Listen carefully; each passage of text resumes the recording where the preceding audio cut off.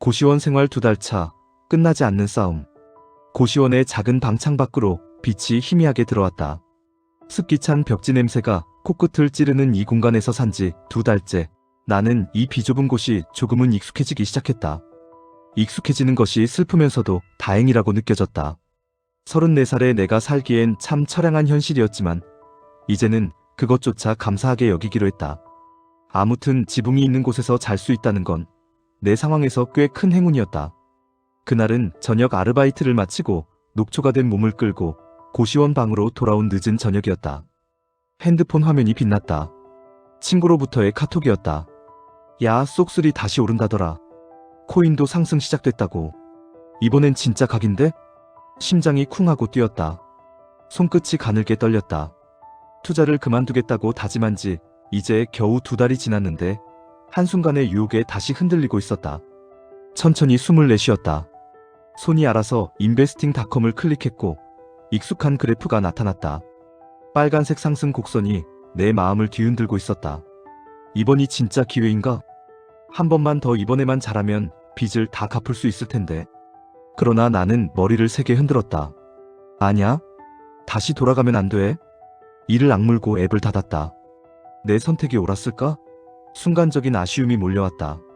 하지만 지난 10년의 경험을 통해 배운 것은 순간적인 기회에 인생을 걸었다가는 결국 다시 지옥으로 돌아간다는 사실이었다. 빚이 마이너스 8,500만원. 몇 달 전만 해도 마이너스 1억 원에 육박했었다. 그때를 생각하면 지금의 숫자도 기적이었다.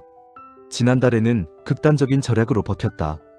고시원비 30만원, 교통비와 통신비 10만원을 제외하고 식비는 딱 10만원만 썼다. 말이 좋아 10만원이지 하루 3,000원 꼴이었다. 편의점 김밥, 컵라면 그리고 가끔은 물로 배를 채웠다. 하루 종일 굶은 적도 있었다. 그래도 악착같이 견뎠다. 주말에는 고깃집에서 하루 12시간씩 알바를 했다. 손님이 던진 고깃불에 화상을 입기도 하고 무릎이 아파 잠을 이루지 못한 날도 있었다. 그 대가로 받은 80만원의 현금을 손에 쥘 때면 허망하기도 했지만 이 돈을 빚 갚는 데 넣을 때만큼은 잠시 숨이 트이는 느낌이었다. 월급에서 생활비를 빼고 나니 빚 상환에만 320만원을 넣을 수 있었다. 그렇게 악착같이 살았지만 여전히 내게 남은 빚은 까마득히 멀어 보였다. 대충 계산해보니 앞으로도 2년 반은 더 이렇게 살아야 했다. 그때쯤이면 36살이 된다. 다시 인생을 시작할 수 있을까? 평범한 삶을 살 수 있을까? 막연한 두려움이 밀려왔다. 너무 늦은 것은 아닐까 하는 불안함이 심장을 조여왔다. 지난달에는 몸이 너무 지쳐 도저히 일을 할 수가 없었다. 고시원 침대 위에 몸을 눕혔지만 잠이 오지 않았다. 결국 친척형에게 전화를 걸어 말했다. 형, 나 하루만 좀 쉴게. 너무 힘들다. 친척형은 더 이상 묻지 않고 그저 편하게 자라고 말했다. 그 한마디에 눈물이 쏟아졌다. 그날 하루 종일 잠만 잤다. 깨어났을 때는 이미 밖이 깜깜해져 있었다. 하루를 온전히 쉬어본 것이 얼마만인지 기억도 나지 않았다. 문득 예전에 ETF를 꾸준히 모으던 때가 떠올랐다. 그때는 월급을 꼬박꼬박 모으고 작은 수익에도 기뻐하며 하루하루를 살아갔다. 그때로 돌아갈 수만 있다면. 후회는 아무 소용이 없었지만 그래도 마음속에서 그리움이 계속 올라왔다. 지금 내가 다시 투자에 손을 대지 않은 것이 정말 잘한 결정인지, 순간적인 유혹에 굴복하지 않은 것이 현명한 선택인지 아직도 확신이 서지 않았다. 주변의 성공담이 들려올 때마다 스스로를 의심했다. 내가 바보같이 기회를 놓친 건 아닐까? 하는 의심이 끊임없이 떠올랐다. 하지만 그동안의 삶을 생각하면 확신할 수 있었다. 내가 무너진 이유는 결국 투자라는 이름으로 포장한 도박에 빠졌기 때문이었다. 끊임없이 반복된 뇌동매매와 빚으로 쌓아올린 불행한 탑을 다시는 반복하고 싶지 않았다. 그래, 지금 내가 견디고 있는 이 고통이 미래를 위한 가장 옳은 선택이다. 고시원에서의 이 작은 생활, 하루하루 빚을 갚으며 살아가는 이 지독한 삶이 나를 다시 일으킬 것이다. 조금 느리더라도 확실히 한 걸음씩 앞으로 나아가기로 했다. 더 이상 과거로 돌아가지 않겠다고 결심했다. 나는 휴대폰에서 인베스팅 앱을 삭제했다. 그리고 친구에게 답장을 보냈다. 미안, 나는 이제 그만하려고. 너는 잘 됐으면 좋겠다. 친구는 잠시 후 답장을 보냈다. 그래, 힘내라. 너 진짜 힘들게 살더라. 눈물이 왈칵 쏟아졌다. 맞다. 나는 정말 힘들게 살고 있었다. 그러나 이제는 현실에서 도망가지 않을 것이다. 더 이상 투자라는 이름의 도박을 하지 않고 오직 빚을 갚고 작은 행복을 쌓아가는 삶을 살 것이다. 그러기 위해서라면 이 좁고 답답한 고시원 방에서 몇 년이고 버틸 각오가 되어 있었다. 한숨을 길게 내쉬었다. 오늘 하루도 힘들었지만 그래도 내일이 기다려졌다. 내가 선택한 이 길 끝에는 반드시 다시 일어설 수 있는 나 자신이 있을 거라고 믿었다. 이제 시작이다. 36살이 되어 이 긴 터널을 빠져나갔을 때 나는 분명 웃을 수 있을 것이다. 지금의 내 선택을 자랑스럽게 여길 수 있을 것이다. 나는 다시 눈을 감았다. 내일 또 견뎌야 할 하루를 위해. 30대 후반인데 투자 실패해서 죽고 싶습니다. 나는 30대 후반의 공무원이다.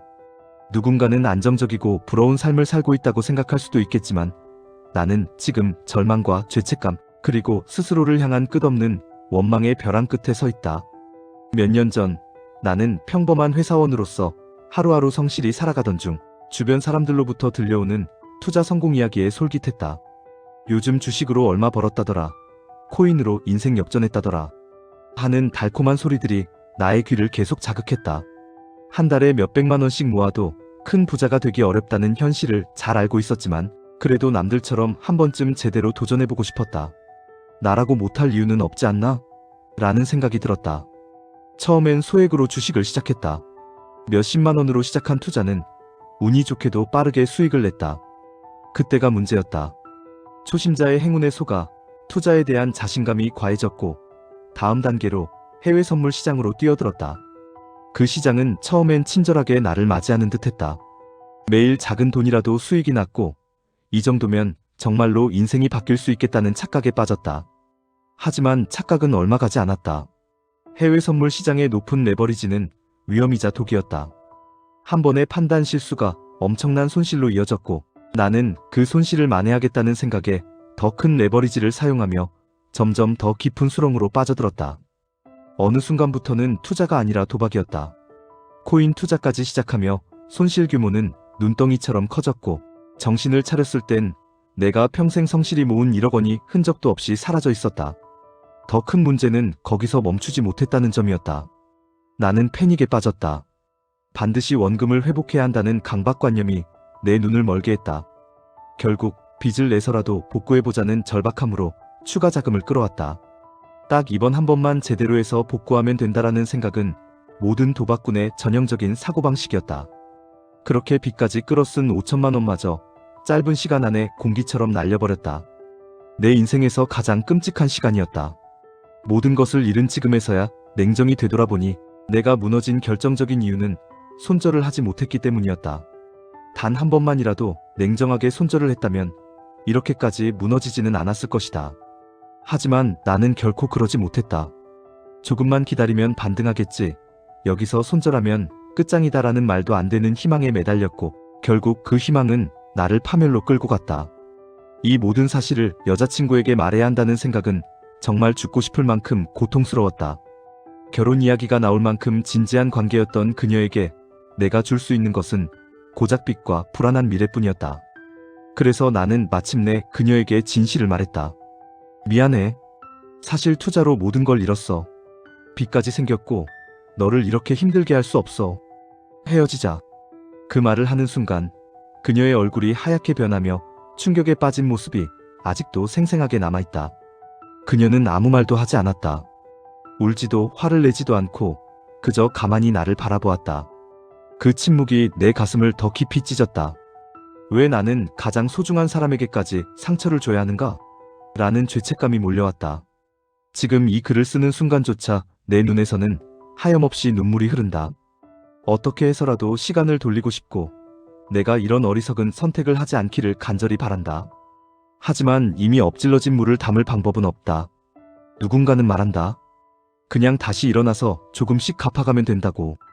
맞는 말일 수도 있지만 나에게는 그게 너무나 멀고 힘든 길처럼 느껴진다. 지금 나에게 남아있는 감정은 오직 자책과 절망뿐이다. 자다가도 화들짝 놀라 깨고 밤마다 악몽에 시달린다. 아침에 눈을 뜰 때마다 왜 다시 아침이 온 걸까라는 생각이 들어 너무 괴롭다. 가끔은 정말로 죽고 싶다는 생각마저 든다. 이렇게 살 바엔 차라리 죽는 게 낫지 않을까? 하는 무서운 생각까지 하게 된다. 나 자신이 너무나 미워서 나라는 인간이 이 세상에서 사라졌으면 좋겠다고 생각할 정도다. 하지만 마음 한구석에는 아직 작은 희망이 남아있다. 비슷한 경험을 겪었던 사람이라면, 혹은 나처럼 절망 속에서 버티고 있는 사람이라면 나를 이해해주지 않을까 하는 기대감이다. 혹시라도 누군가가 나도 그런 적이 있었는데 결국 극복했어라는 한마디만 해준다면 그것만으로도 다시 한번 버텨볼 힘이 생길 것만 같다. 아직은 모르겠다. 이 어두운 터널을 빠져나갈 방법이 있는지, 내 인생에 다시 빛이 들어올 수 있을지. 하지만 적어도 지금 내가 깨달은 하나는 있다. 그 어떤 것도 자신의 인생을 한 번에 뒤바꿀 만큼 쉽지 않다는 것이다. 투자로 하루아침에 인생 역전을 꿈꾸는 순간 이미 돌이킬 수 없는 지옥의 문을 열었다는 사실을 너무 늦게 알아버린 것 같다. 만약 이 글을 읽고 있는 당신이 나와 비슷한 길을 걷고 있다면 제발 부탁한다. 나처럼 모든 것을 잃기 전에 멈추길 바란다. 손절이란 게 얼마나 중요한지 절대로 한순간의 욕심으로 인생을 망치지 말기를 간절히 기원한다. 나는 이제 어떻게 해야 할지 잘 모르겠다. 하지만 조금만 더 살아볼까 한다. 아직까지 숨쉬고 있다는 사실이 내가 할 수 있는 유일한 희망이자 유일한 저항일지도 모르니까. 그저 한 번 더 살아보고 싶다. 이번만큼은 제발 제대로 살아보고 싶다. 5억 벌고 마이너스 1억 4천 끝내 파생을 떠납니다. 안녕하세요. 오늘은 그 어떤 날보다 마음이 복잡하고 또 차분합니다. 지금 이 글을 쓰는 이유는 단 하나, 제 도전의 끝을 기록하고 싶어서입니다. 파생이라는 이름의 세계, 그 위험하고도 매혹적인 길 위에서 저는 5년이라는 시간을 쏟아부었습니다. 그 시작은 단순한 호기심이었고 그 끝은 씁쓸한 현실이었습니다. 그리고 지금 저는 이 긴 여정을 마무리하려 합니다. 1. 시작, 그리고 첫 손실. 저는 0년생, 만 23세, 한국 나이로는 25살입니다.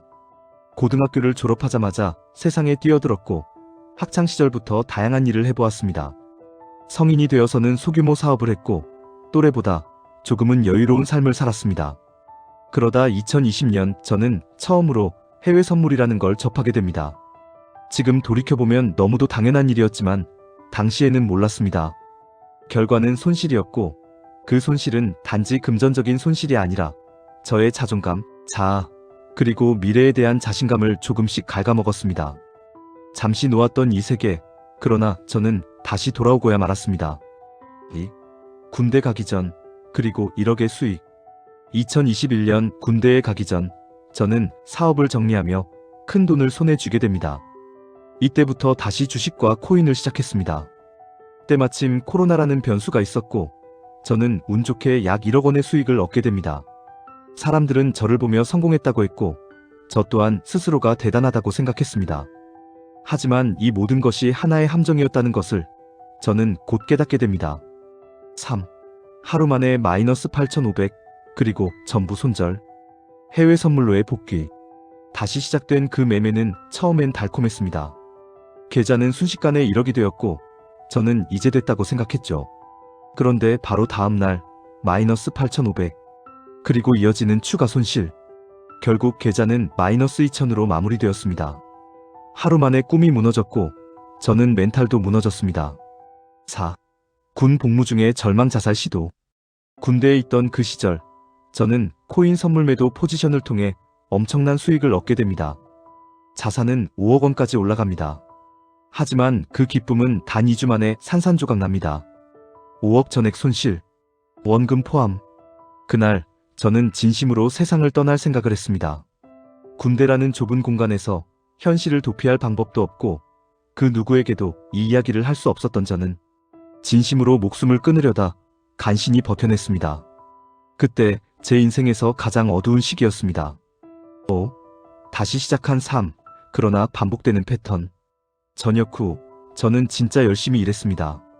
다시는 파생에 손대지 않겠다고 다짐했고 실제로 코인 선물은 손을 떼었습니다. 하지만 사람의 욕심이란 건 쉽게 사라지지 않더군요. 소액으로 해외 선물을 다시 시작했고 단 한 달 만에 마이너스 660을 손실보며 그만뒀습니다. 6. 다시 얻은 기회, 그리고 2023년의 성공. 2023년 다시 사업을 시작했습니다. 이 사업은 운 좋게도 잘 풀렸고 저는 다시 시드를 가지게 되었습니다. 이 시기에 해외 선물을 하면서 처음으로 수익으로 한 해를 마감했습니다. 또한 코인 현물에서도 약 8천만 원의 수익을 보았죠. 드디어 이겨냈다고 생각했습니다. 하지만 그것은 새로운 시작에 불과했습니다. 7. 2024년 다시 시작된 파멸. 2024년에도 코인으로 8천만 원 수익을 얻고 전 재산 중 3천만 원만 빼고 나머지를 예금에 묶었습니다. 그리고 3천으로 파생을 다시 시작했습니다. 처음 2개월은 순조로웠습니다. 하지만 어느 날 문득 마음속에 이런 생각이 들더군요. 이걸로 부자가 될 수 없다. 포부를 크게 가지자. 그래서 예치금을 해지하고 전 재산을 파생 계좌로 넣습니다. 그리고 단 18일 만에 마이너스 1억 4천만 원을 잃었습니다. 8. 후회, 분노, 절망 그리고 각성. 마이너스 1000일 때 그만뒀어야 했습니다. 마이너스 6000일 때 손 털고 나왔어야 했습니다. 마이너스 1억일 때 더 이상 무리하지 말았어야 했습니다. 그 수많은 시그널을 무시하고 욕심에 휘둘려 끝까지 가버린 결과는 1억 4천의 손실이라는 참담한 결말이었습니다. 지금도 컴퓨터 앞에 앉으면 심장이 두근거리고 손이 떨립니다. 무의식적으로 마우스를 쥐고 차트를 열려는 제 모습을 보며 스스로가 무섭습니다. 이제는 인정하려 합니다. 저는 매매에 소질이 없습니다. 5년이라는 시간이 그것을 말해주고 있습니다. 9. 지금, 그리고 마지막 다짐. 현재 제게 남은 현금은 약 2억 500만 원. 이 금액으로 다시 도전하고 싶은 생각이 없습니다. 나스닥이 폭락하거나 코인이 붕괴되는 날이 온다면 그때는 다시 들어갈지도 모르겠습니다. 하지만 지금은 아닙니다. 이제 저는 현실을 바라보려 합니다. 돈을 벌 수 있는 방법은 투자가 아니라도 많습니다. 그리고 저는 그 방법을 찾아내고 싶습니다. 제가 겪은 이 지옥 같은 5년이 단지 시간 낭비가 아니라 사람으로서 성숙할 수 있었던 시간이었기를 바랍니다. 10. 마무리하며 이제는 진심으로 말할 수 있습니다. 저의 마지막 파생입니다. 다시는 파생을 하지 않겠습니다. 도박 같은 매매에 목숨 걸지 않겠습니다. 한탕주의로 인생을 망치지 않겠습니다. 저는 다시 일상으로 돌아가 땀 흘려 일할 것입니다. 부자는 되지 못하더라도 후회하지 않을 삶을 살고 싶습니다. 긴 글 읽어주셔서 감사합니다. 이것이 제 마지막 기록입니다. 누군가에게는 경고가 되기를, 누군가에게는 위로가 되기를 바라며 이만 글을 마칩니다. 10억도 벌고 결국 남은 건 마이너스 10억 빚, 파생의 인생을 걸었던 남자의 고백. 처음엔 정말 아무것도 몰랐습니다. 그저 남들처럼 조금씩 해보는 수준이었죠. 이게 내 인생을 집어삼킬 거라는 건 상상도 못했어요. 어쩌면 지금 이렇게 다시 글을 쓰는 것도 마지막으로 제 인생의 일기장을 남겨보자는 심정일지 모르겠습니다. 7년이라는 시간이 흘렀습니다. 그 사이에 저는 망하는 기분도 성공하는 기분도 다 맛봤습니다. 기록을 보면 수익을 낸 시기도 있었고 어깨에 힘주며 이제 내 길이구나 했던 순간도 있었습니다. 처음 몇 년은 대부분이 그렇듯 지독하게 잃기만 했습니다. 어떻게든 이겨보겠다고 책도 보고 커뮤니티도 기웃거리고 하루하루 차트를 쳐다보며 버텼죠. 하지만 수익이란 놈은 눈앞에 있다가도 어느 순간 사라져버리는 마법 같은 존재였습니다. 그러다 3년 전쯤부터였을까요? 갑자기 분위기가 달라졌습니다. 뭔가 운이 트이는 느낌이 들더니 수익이 나기 시작하더군요. 저는 그때 모든 걸 걸고 전업을 선언했습니다. 회사도 때려치웠습니다. 지금 생각하면 너무 성급했고 너무 안일했습니다. 하지만 당시에는 제 인생이 새로운 국면에 접어들었다고 믿었습니다. 차트가 움직이면 제 인생도 움직였습니다.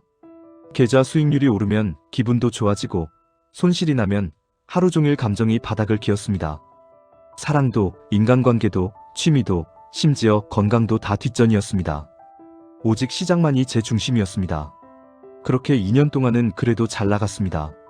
수익도 쌓이고 같이 오래 만난 사람과 결혼 이야기도 나눴습니다. 집도 보러 다녔고 자산을 다양화하겠다는 계획도 세웠죠. 그 시절 제 모습은 아마도 세상에서 제일 자신감 넘치는 사람이었을 겁니다.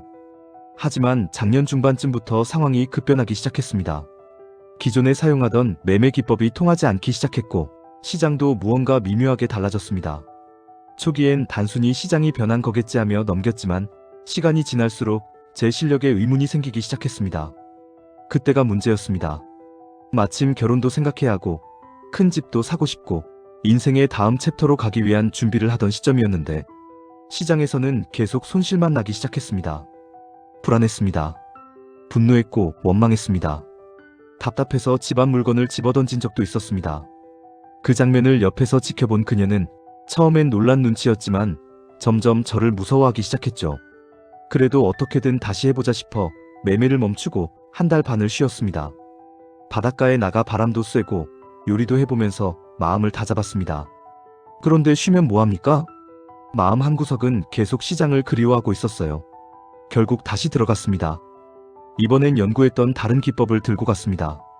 처음엔 수익도 잘 나더군요. 기분도 살아나고 자신감도 올라왔습니다. 다시 시작할 수 있을 거란 희망이 생겼죠. 하지만 시장은 그렇게 호락호락하지 않았습니다. 새로운 기법은 오래가지 못했고 변덕이 심했습니다. 저도 변덕이 심해졌습니다. 수익이 나면 세상을 다 가진 것 같다가도 손실이 나면 인간이 아닌 기계처럼 멍해졌습니다. 감정 기복은 점점 심해졌고 그녀도 점점 지쳐갔습니다. 언젠가부터는 제 곁에 있어주는 것만으로도 고마웠습니다. 하지만 사람의 인내도 한계가 있죠. 그녀는 결국 떠났습니다. 당신은 이제 예전의 당신이 아니야 라는 말을 남기고요. 저는 점점 더 절박해졌습니다. 그리고 드디어 가장 하지 말아야 할 걸 저질렀습니다. 과도한 레버리지. 예전에 수십 번 맹세했던 절대 하지 않겠다던 그 짓을 말이죠. 도박쟁이와 다를 바 없는 사람이 되어버렸습니다. 시장에 대한 시나리오가 있었다고 플랜이 있었다고 합리화했지만 사실은 그냥 물에 빠진 사람처럼 발악했던 거죠. 결국 모든 걸 잃었습니다. 재기할 자본도 없고 신용도 없고 사랑하는 사람도 없습니다. 남은 건 50%가 날아간 계좌와 깨진 바닥 타일 그리고 거울 속 멍한 눈의 제 얼굴뿐입니다. 이제는 정말 끝내려 합니다. 시장도 매매도 미련도. 그래서 이제는 다시 사람답게 살고 싶습니다. 시장에 인생을 걸었던 지난 7년은 어떤 면에선 치열했고 어떤 면에선 너무 허무했습니다. 생각해보면 돈이 문제였던 게 아닙니다. 사람들이 저를 무시해서도 아니고 더 많이 가지지 못해서도 아니었습니다. 결국엔 스스로에 대한 자신감과 인정욕, 그 끝없는 공허함이 만들어낸 욕망의 덩어리였죠. 제가 돈을 벌면 행복할 줄 알았습니다. 아닙니다. 그때도 늘 불안했고 조금이라도 수익이 빠지면 밤잠을 설치며 차트를 들여다봤습니다. 한순간의 손실이 모든 걸 무너뜨릴 것 같았고 실제로 무너졌습니다. 단지 숫자가 오르고 내리는 그래프 하나에 제 모든 일상이 휘둘렸습니다. 가족도 연인도 제 자신도 점점 뒤로 밀려났습니다. 제가 사랑했던 사람은 제가 아니라 매매를 통해 수익을 내는 누군가였던 겁니다. 그래서 이제 그만하려 합니다. 정말로 마지막으로 저는 이 고리를 끊고자 합니다. 손실금 45%가 날아간 그 계좌를 마지막으로 미련 없이 고개 돌리지 않고 떠나고자 합니다. 앞으로 어떻게 살아야 할지는 사실 잘 모르겠습니다. 지금은 허탈하고 공허하고 두렵습니다. 하지만 분명한 건 있습니다. 시장에서 수익을 내는 것보다 사랑하는 사람과 밥을 먹고 평범한 하루를 보내고 아무 걱정 없이 잠들고 아침 햇살에 눈 뜨는 그 모든 것들이 더 소중하다는 걸 이제야 깨달았습니다. 주변 친구들은 제게 종종 말했습니다. 넌 진짜로 돈 버는데 재능이 있는 것 같아. 하지만 그건 틀렸습니다. 저는 재능이 아니라 단지 욕망과 집착으로 버틴 것뿐이었습니다.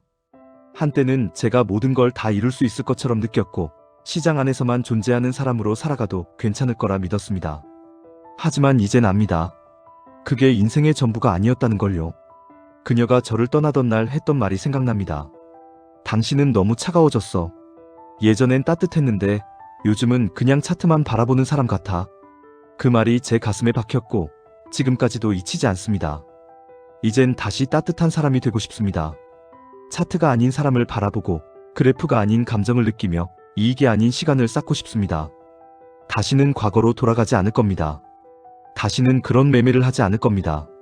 그리고 더 이상 그런 방식으로 제 삶을 소비하지 않을 겁니다. 앞으로 저는 아마 다시 일을 시작할 것입니다. 무엇이든 상관없습니다. 단순한 일이더라도 꾸준하고 정직하게 할 수 있다면 그게 바로 제가 살아갈 이유가 될 것입니다. 언젠가 이 글을 다시 읽게 될 날이 오겠죠.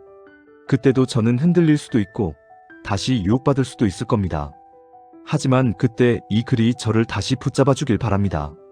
7년간의 사투, 그 모든 후회와 고통, 눈물과 절망이 결국 저를 더 나은 사람으로 만들었기를 이 글을 읽는 여러분께도 간곡히 말씀드립니다.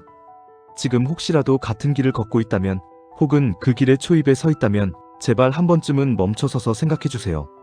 정말 내가 원하는 게 무엇인지, 그 끝에는 무엇이 기다리고 있을지. 저는 이제 정말 떠납니다. 하지만 당신은 아직 늦지 않았습니다. 제발 부디 본인의 삶을, 인생을 잃지 마시길 바랍니다. 해선으로 10억 벌고 다 잃기까지. 2017년에서 2019년 사이 나는 10억 원이 넘는 돈을 벌었다. 그 시기 나는 돈을 벌 줄 아는 사람이라고 생각했고 나는 세상에서 가장 강한 사람인 줄 알았다. 어떻게 벌었냐고? 나만의 수익 모델, 나만의 루트, 남들이 이해 못해도 상관없었다. 결과만 보면 돈은 줄줄이 들어왔고 나는 진짜 신이 된 것 같은 기분이었다. 현실감도 없었다. 백화점 VIP 라운지에 앉아 카드를 툭 던지며 계산하고 그 자리에서 500만 원짜리 명품 시계를 골라 내 손목에 채웠다. 다들 부러워했다. 친구들은 말없이 내 눈치를 살폈고 야, 대단하다는 말을 들을 때마다 나는 속으로 웃었다. 그게 내 전부였다. 그때 나는 사람보다 숫자에 집착했고 가족보다 수익률이 더 중요했고 사랑보다 존경이란 단어를 갈망했다. 그리고 그 모든 게 한순간에 무너졌다. 2019년 말 나는 마지막 남은 1억 5천을 들고 일본으로 갔다. 사업이었다. 말이 좋아 사업이지 사실 나는 마지막이라는 생각으로 거기에 모든 걸 걸었다. 처음 몇 달은 괜찮았다. 돈이 빠르게 나가는 건 느껴졌지만 일이 될 거란 희망이 있었고 일본이라는 낯선 땅이 오히려 나를 보호해줄 것 같은 착각도 있었다. 그런데 세상은 그렇게 호락호락하지 않더라. 1년 반쯤 지나니까 돈이 바닥나기 시작했다. 월세가 밀리고 전기세도 밀었다. 그리고 결국 전기가 끊겼다. 그날 집안 불은 꺼졌고 냉장고는 멈췄고 TV는 꺼졌고 내 마음도 같이 꺼졌다. 핸드폰 배터리를 아껴 쓰느라 아무데도 연락하지 못했고 공장 같은 데를 빌려 폰을 충전했다. 밤에는 핸드폰 불빛 하나로 그 넓지도 않은 방 안을 비추며 샤워도 못하고 찬물에 손을 씻으며 내가 지금 뭐하고 있는 거지? 그 질문을 수십 번 했다. 나는 일본집 마당에 있는 나무를 바라보며 진지하게 생각했다. 여기서 목을 매면 조용하겠지? 내가 없으면 누가 올까? 나 죽었다고 한국에 연락이나 갈까? 그 질문들이 날 망가뜨리는 동시에 이상하게도 나를 붙잡았다. 죽을 생각을 했다는 건 살고 싶었다는 말이기도 했다. 나는 정말 죽고 싶었다. 그러니까 어떻게든 살아보려고 그 집에서 버텼다. 시간은 흘렀다. 그 지옥 같던 1년 반이 지나고 나는 결국 모든 걸 버리고 돌아왔다. 빈손으로, 정말 아무것도 없이. 그래도 내가 가진 게 하나 있었더라. 사람이었다. 그리고 운명처럼 두 아이가 생겼다. 지금은 39개월, 9개월 된 두 아이의 아빠다. 웃긴 거지. 핸드폰 불빛으로 밤을 지새우던 내가 지금은 아이가 자는 밤 그 이마에 뽀뽀하며 이불 덮어주는 사람이 됐다는 거 아직도 가끔 물어본다. 내가 이 아이들의 아빠가 맞나? 이 작은 생명체들이 내 눈을 바라보며 웃을 때 가슴 한쪽이 찌릿하다. 돈으로는 그 어떤 순간도 못 사더라. 아이의 첫 웃음, 첫 걸음마, 밤에 안아주며 아빠 부를 때의 그 소리. 그 어떤 명품도, 그 어떤 부동산도, 그 어떤 수익률도 그걸 대신할 수 없었다. 지금도 가진 건 없다. 예금 잔고는 빠듯하고 세상에 내 이름으로 된 건 거의 없다. 그래도 사라진다. 진짜 어떻게든 사라진다. 전기 끊겼던 그날엔 세상이 끝날 것 같았지만 지금 이렇게 아이들 이유식 때우며 사는 내 모습을 보면 사람 인생이란 참 알 수 없다는 생각이 든다. 살아남는다는 게 이렇게 벅찬 거였구나. 이제는 그걸 느끼며 산다. 나는 아직도 실패했고 아직도 부자는 아니지만 이제는 좀 사람 같다. 그전엔 돈 버는 기계였다. 이 글을 쓰는 이유는 누군가 나처럼 10억쯤 벌어보고 결국 다 잃고 지옥 같은 하루를 버티는 누군가에게 말해주고 싶어서다. 그렇게 살아도 된다. 인생은 어떻게든 흘러간다. 네가 실패했다고 해서 끝은 아니다. 물론 시간이 약이란 말은 내가 가장 싫어하던 말이었지만 지금 와서야 알겠다. 시간이 진짜 약이었다. 결국 버티면 살게 되더라. 결국 버티면 사랑도 오고 가족도 생기고 눈물도 다시 웃음이 되더라. 나처럼 핸드폰 불빛에 의지해서 살고 있는 사람이 있다면 부탁이다. 제발 살아있어줘라. 그 불빛은 언젠가 꺼지지만 너는 꺼지지 말아라. 나는 살아서 아이들의 웃음을 들었고 나는 살아서 내가 사람이라는 걸 배웠다. 나는 살아서 비로소 사랑이 뭔지 알게 됐다. 2차 전지 대기업 사원이 우리 사주로 14억 날린 이야기. 챗GPT에게 세웅지 마라는 말을 물어본 건 단순한 호기심에서 비롯된 게 아니었습니다. 그저 고사성어 하나 알아두자는 생각도 아니었죠.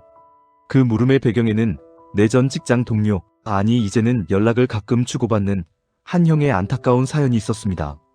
2살 많았지만 직급은 나와 같았던, 지금은 전 직장 동료가 되어버린 영호 형.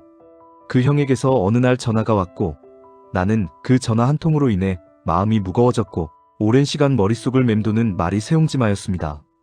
그날 별다른 인사도 없이 영호 형은 이렇게 말했습니다. 나 요즘 진짜 죽고 싶다. 이 말을 아무렇지 않게 넘길 사람은 없습니다. 그리고 그 사람을 조금이라도 아는 사람이라면 더더욱 심각하게 받아들일 수밖에 없는 말이죠. 나는 깜짝 놀라 물었습니다. 왜요 형? 무슨 일이에요? 설마 회사 매각설 때문에 그런 거예요? 진짜예요 그거? 형은 무겁게 대답했습니다. 그것도 좀 그렇고. 아니 솔직히 말하면 우리 사주 샀던 거 말이야. 오를 기미가 안 보인다. 그냥 무너지는 느낌이야. 나는 형의 말에 진심으로 걱정이 됐습니다. 형, 요새 전기차 시장 자체가 안 좋잖아요. 잠깐 주춤하는 거니까 버티면 괜찮아질 거예요. 형, 근데 우리 사주에 얼마나 넣었었죠? 형의 입에서 나온 말은 다시 한번 나를 이틀막하게 만들었습니다. 7장. 넣었지. 7장, 즉 7억. 나는 말을 잃었습니다. 입을 막고 눈을 감았습니다. 지금 내 통장에 있는 돈을 모두 합쳐도 거기 한참 못 미치는 액수. 그 돈을 형은 우리 사주에 넣었다는 것입니다. 게다가 일부는 장인어른께 빌렸다고 했습니다. 그렇게 한 가정의 경제가, 인생이, 희망이 달려있던 7억이라는 돈이 지금은 거의 사라졌다고 생각하면 얼마나 가슴이 아플까요? 이야기를 조금 뒤로 돌려봅니다. 나는 지금의 회사에 다닌 지 750일이 지났습니다. 그전에는 대기업 계열의 배터리 소재 회사에서 약 1년, 그리고 그 이전에는 대기업 계열 상사에서 거의 10년을 근무했습니다. 오늘 하고 싶은 이야기는 그 중간, 바로 전 직장에서의 짧은 1년간의 기억, 그리고 그 속에 있던 영호 형의 이야기입니다. 그 1년은 바로 코로나가 한창이던 시기였습니다. 지금도 기억이 생생합니다. 마스크 대란이 있었고 거리두기와 비대면이 일상이 되었으며 공원에서도 마스크를 쓰지 않으면 사람들에게 혼나는 일이 다반사였습니다. 저녁에 잠시 산책을 하며 마스크를 벗었다가 어떤 중년 아저씨에게 삿대질을 당했던 기억도 있습니다. 지금 이 시국에 마스크 벗고 다니면 어떡하냐며 호통을 쳤던 그 사람. 지금 생각해보면 야외 산책 중 비말 전파 가능성은 거의 없었지만 그 시절에는 모두가 극도로 예민했던 것입니다. 그런 사회적 불안과 공포 속에서도 주식 시장만큼은 완전히 다른 세계였습니다. 말 그대로 대환장 파티. 코로나 초기에 모든 게 무너지는 듯했던 주가는 정부의 유동성 정책과 개미들의 공격적인 투자로 인해 폭등하기 시작했고 마침내 2021년 7월 6일에는 코스피 지수가 3,305를 찍는 역사적인 날이 찾아왔습니다. 이날을 기억하는 개미 투자자들은 많을 겁니다. 나 역시 그중 한 명이었고요. 당시 제약주, 바이오주, 백신 관련 종목은 몇십 배가 뛰었고 공모주는 따상상상이라는 말이 생길 정도였습니다. 너도 나도 빚을 내서 주식시장에 들어왔고 월급은 성에 안 찬다는 말이 직장인들 사이에서 유행처럼 퍼졌습니다. 그런 와중에 내가 다니던 전 직장도 상장을 하게 됩니다. 그리고 회사는 직원들에게 우리 사주라는 형태로 주식을 분배했습니다. 물론 공짜는 아니었고 공모가에 사는 조건이었습니다. 그 시기였기에 직원들은 앞다퉈 사들였습니다. 누가 더 많이 샀느냐가 경쟁이었고 빚을 내서까지 투자하는 사람이 부지기수였습니다. 소문에 따르면 적게는 1억 많게는 10억까지 투자한 직원이 있었고 영우 형은 7억을 넣었습니다. 내가 입사했을 땐 상장 직후라 나는 우리 사주를 공모가에 매입할 기회가 없었습니다. 솔직히 조금은 부럽기도 했습니다. 회사도 탄탄하고 국내 최초로 배터리 핵심 소재를 자체 개발한 회사였기에 미래도 밝아 보였기 때문이죠. 그런데 시간이 지나고 나서 보니 많은 직원들이 회사를 떠나고 있었습니다. 이유는 간단했습니다. 보호예수제도 때문이었죠. 보통 상장 초기 우리 사주는 2년 정도 주식을 팔 수 없게 묶여 있는데 이직하거나 퇴사하면 그 제약이 풀립니다. 그 말은 즉슨 퇴사하면 바로 주식을 팔 수 있다는 뜻이었고 이걸 알고 많은 이들이 퇴사를 선택했습니다. 내가 입사했을 당시에도 이미 직원 5% 정도가 퇴사를 했고 그중 일부는 몇 억씩 벌어갔다고 들었습니다. 그런 광풍 속에서 어느 날 영우 형과 힙지로에서 소주 한 잔 기울인 적이 있었습니다. 형은 그날 너무 기분이 좋아 보였고 술 기운이 오르자 이런 말까지 했습니다. 정수야, 요즘 우리 사주 너무 많이 올라서 말인데 변호사랑 상담까지 받았다. 에? 형, 왜요? 혹시 이혼이라도 생각 중이에요? 아니, 딸한테 상속 준비하려고. 이거 미리미리 해놔야 된다더라. 나는 그때 형의 광대가 너무 올라간 게 보기 불편했습니다. 한참을 자랑하더니 급기야 이런 말까지 했습니다. 정수야, 나 사실 스카우트 제의도 받았다. 중견기업에서 구매팀장으로 오라고 했어. 연봉도 맞춰준다고 하고. 형, 그럼 가야죠. 주식도 지금 고점이고 딱 털고 그쪽으로 가면 완전 그림 좋은데요. 하지만 형은 움직이지 않았습니다. 당시 다니던 대기업이라는 간판에 너무도 깊게 취해 있었고 주식도 더 오를 거라는 기대를 버리지 못했습니다. 그렇게 이직하지 않았고 주식도 팔지 않았습니다. 그 결과는 처참했습니다.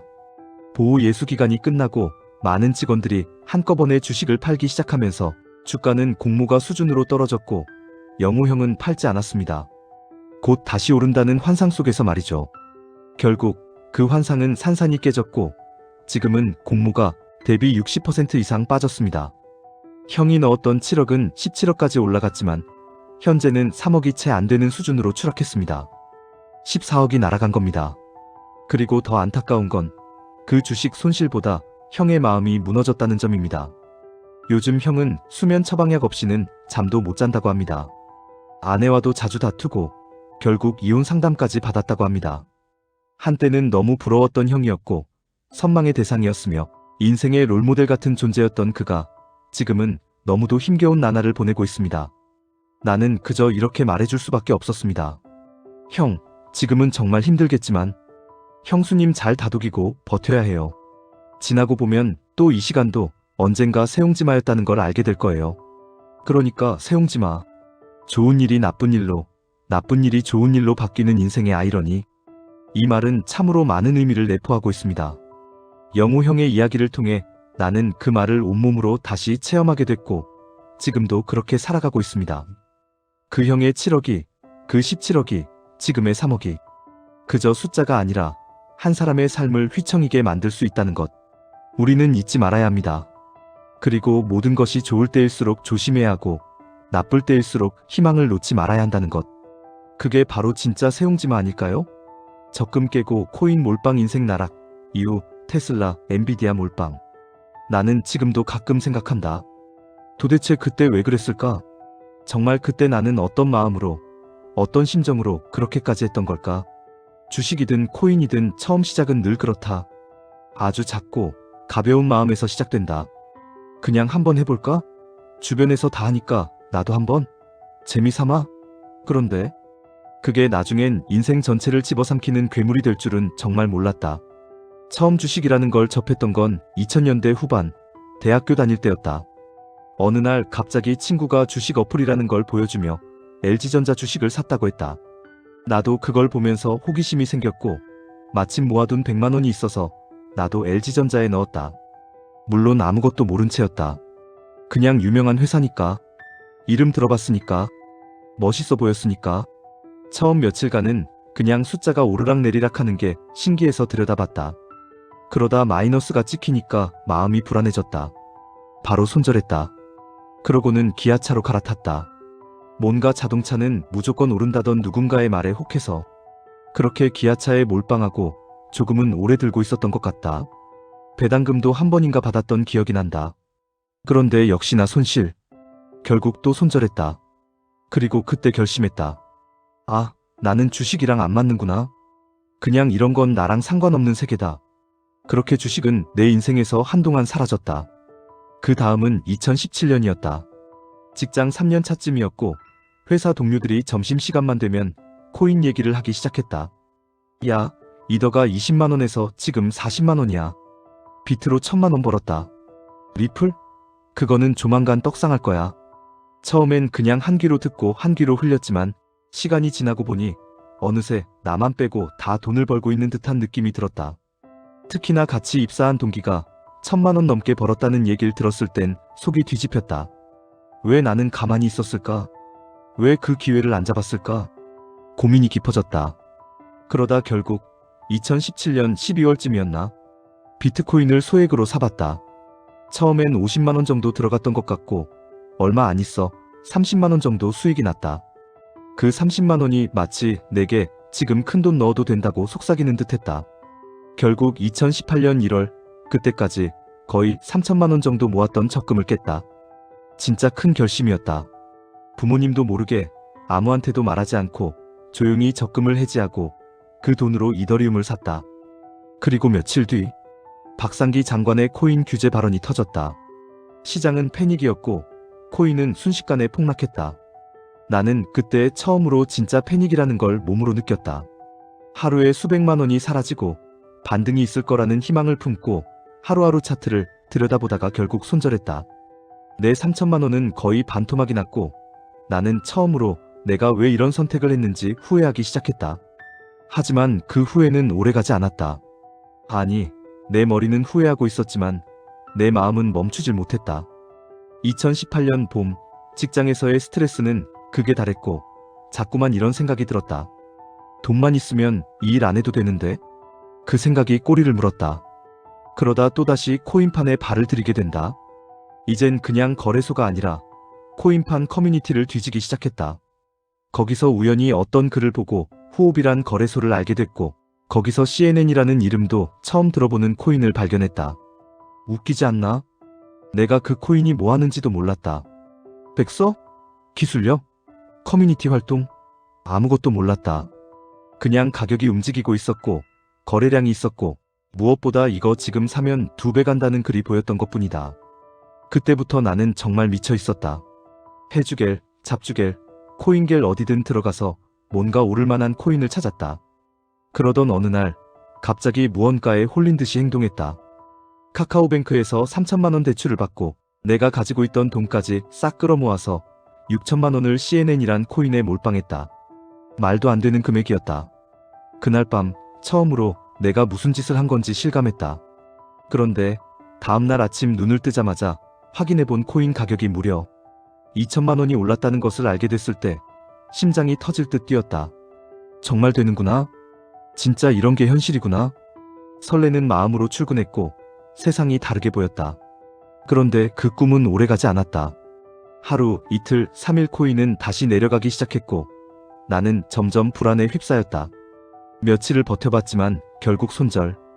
그리고 그 뒤부터는 마치 도박 중독자처럼 호흡이, 빗썸, 캐셔레스트, 힙빛 이름도 낯선 거래소들을 돌아다니며 잡코인에 올인하고 손절하고 또 올인하고 미친 듯이 반복했다. 매일 새벽까지 차트 보며 잠 못 자고 출근하면 멍하니 있다가 점심엔 코인방 보면서 눈치 보며 매매하고 퇴근하면 또 거래소 들락날락했다. 그렇게 8월이 될 때쯤 내 통장에는 남은 돈이 100만 원도 안 남아 있었고 여전히 3천만 원의 빚은 고스란히 있었다.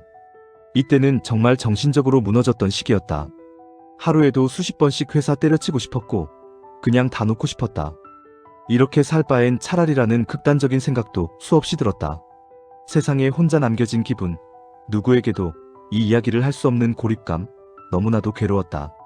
누군가 괜찮다고 말해주길 바라면서도 동시에 아무도 나를 이해 못할 것 같다는 생각. 그게 더 나를 힘들게 했다. 그 뒤로 나는 코인을 완전히 끊었다. 다시는 안 한다. 정말 다시는 안 해야지. 그렇게 마음을 먹었고 다행히도 조금씩 정신을 차려갔다. 그 3천만 원 빚도 몇 년 걸려서 결국 다 갚았다. 이 악물고 살았다. 그리고 그 즈음 2020년 3월 코로나가 터졌다. 전 세계가 혼란에 빠지고 주식시장은 또다시 폭락했다. 그런데 이번에는 이상하게 또 많은 심리가 고개를 들었다. 이번에는 다를 거야. 이번에는 제대로 할 거야. 그래서 또 3천만 원 대출을 받았다. 처음에는 정말 건전하게 하려고 했다. 삼성전자 5만 6천 원에 몰빵했다. 이번엔 절대 쫓아가지 않고 안정적으로 가자. 그런데 또 떨어지기 시작했다. 손절. 또다시 손절. 조급했다. 뭔가 만회할 방법은 없을까? 그러다 곧버스라는 걸 알게 됐다. 지수가 떨어지면 돈 버는 ETF. 처음엔 이거다 싶었다. 하락장이니까 이걸로 먹자. 들어갔다. 초반엔 조금 수익이 났다. 그런데 또 하락이 멈추더니 다시 상승하기 시작했다. 곧버스는 마이너스를 찍기 시작했고 나는 안절부절 못하다가 결국 500만 원 손실 보고 다 던졌다. 이게 몇 번째냐? 대체 나는 왜 항상 이러는 걸까? 그런 와중에 2020년 8월 말 테슬라가 미친 듯이 오르기 시작했다. 여기저기서 테슬라 찬양하는 글이 넘쳐났고 포모가 발동했다. 나도 타야 하는 거 아닌가? 고민을 거듭하던 끝에 결국 9월 1일 또다시 1천만 원 대출 받아서 테슬라를 사려고 했다. 그런데 웃기게도 거래창에서 뭔가 잘못 보고 엔비디아를 샀다. 처음엔 팔까 했지만 컴퓨터 부품 만드는 회사라니까 괜찮겠지 싶어 그냥 보유하기로 했다. 다음날 4천만 원 추가 대출. 총 5천만 원으로 평단가 562달러, 환율 1190원의 엔비디아 몰빵. 말 그대로 펜트하우스 입주였다. 그리고 시작된 하락. 횡보, 조롱. 주식 커뮤니티마다 횡보관님, 횡보디아, 조비디아 같은 말들이 오갔다. 그 글들을 볼 때마다 심장이 쪼그라들고 괜히 인터넷 창을 닫았다. 그래도 이번에는 마음을 다잡았다. 무조건 1년은 버틴다. 대출 상환일 전까지만이라도 버티자. 이번에는 절대 손절하지 않겠다고 마음먹었다. 그렇게 버티는 동안 나도 모르게 조금씩 사람이 달라지고 있었다. 예전 같았으면 하락하면 무조건 던지고 오르면 따라붙고 그런 식으로 휘청거렸을 텐데 이상하게도 이번에는 좀 더 기다려보자는 생각이 들었다. 물론 그 버티는 시간 동안도 하루하루가 지옥 같긴 했다. 밤마다 환율 체크하고 미장 오픈 시간 기다리다가 새벽까지 차트 보느라 잠 못 자고 조금만 마이너스가 나도 이번엔 정말 끝나는 거 아닐까 하는 공포감에 사로잡히고 그런 감정들이 반복되는 하루하루였지만 이번엔 진짜 버텨보기로 했다. 그러던 중 아주 우연히 QQQ라는 ETF를 알게 됐다. 미국 나스닥 100 지수를 추종하는 ETF라는 걸 듣고 처음엔 그게 뭔데 싶었다. 그런데 조금 더 찾아보니 QLD, TQQQ 같은 2배, 3배 레버리지 ETF가 있다는 걸 알게 됐다. 이걸 알게 된 건 그냥 단순한 정보 하나 얻은 수준이 아니었다. 내 사고방식 자체를 흔드는 계기였다. 지금까지의 나는 언제나 단기적인 수익, 단기적인 반등, 일확천금을 노리는 심리로 움직였다. 하지만 이 ETF들을 찾아보다 보니 장기 투자, 복리, 버티는 자가 승리한다는 전혀 다른 철학을 접하게 된 것이다. 그리고 또 하나의 계기가 있었다. 어느 날 정말 우연히 전자책 서점 메인 화면에서 돈의 심리학이라는 책을 보게 됐다. 처음엔 그냥 그런 자기계발서겠지 싶어서 지나치려다가 왠지 모르게 자꾸 눈에 밟혀서 클릭했다. 그리고 바로 구매해서 읽기 시작했다. 책을 읽는 내내 마치 내 지난 투자 인생이 영화처럼 눈앞에 스쳐 지나가는 기분이었다. 돈은 숫자가 아니라 감정이었고 투자에는 논리보다 심리가 더 큰 영향을 미친다는 이야기들. 돈 앞에서 이성적인 사람은 거의 없다는 문장을 보면서 나는 책을 덮고 깊이 한숨을 쉬었다. 맞다. 정말 맞다. 나는 지금까지 늘 감정으로 투자했고 공포와 욕심에 휘둘려 돈을 날렸고 차트보다 내 멘탈이 약했던 것이다. 그렇게 작은 변화가 찾아왔다. 지금까지처럼 살면 안 되겠다. 적어도 이제부터는 버티는 연습을 해야겠다는 생각이 들었다. 주식이 오르든 내리든 나는 내 계획을 갖고 있어야 하고 흔들리지 않도록 시스템을 갖춰야 한다는 걸 깨달았다. 그렇게 나는 QLD를 적립해보기로 했다. 적금처럼 매달 일정 금액을 사들이기로 마음먹었다. 하지만 말이 쉽지 현실은 또 녹록지 않았다. 2020년 말까지만 해도 내 손에 남은 돈은 거의 없었다. 게다가 생활비, 급한 지출도 생겨서 QLD를 사고 싶어도 돈이 없던 시기였다. 그래서 2021년 1월 말부터 진짜 적립식이라는 단어의 의미를 실천했다. 월급에서 혹은 성과급에서 조금씩 떼어 QLD를 사들이기 시작한 것이다. 이때부터는 예전처럼 하루에 수십 번씩 계좌를 들여다보지 않으려고 노력했다. 일희일비하지 않으려 애썼다. 물론 처음엔 힘들었다. 조금 떨어지면 불안하고 조금 오르면 당장 팔고 싶고.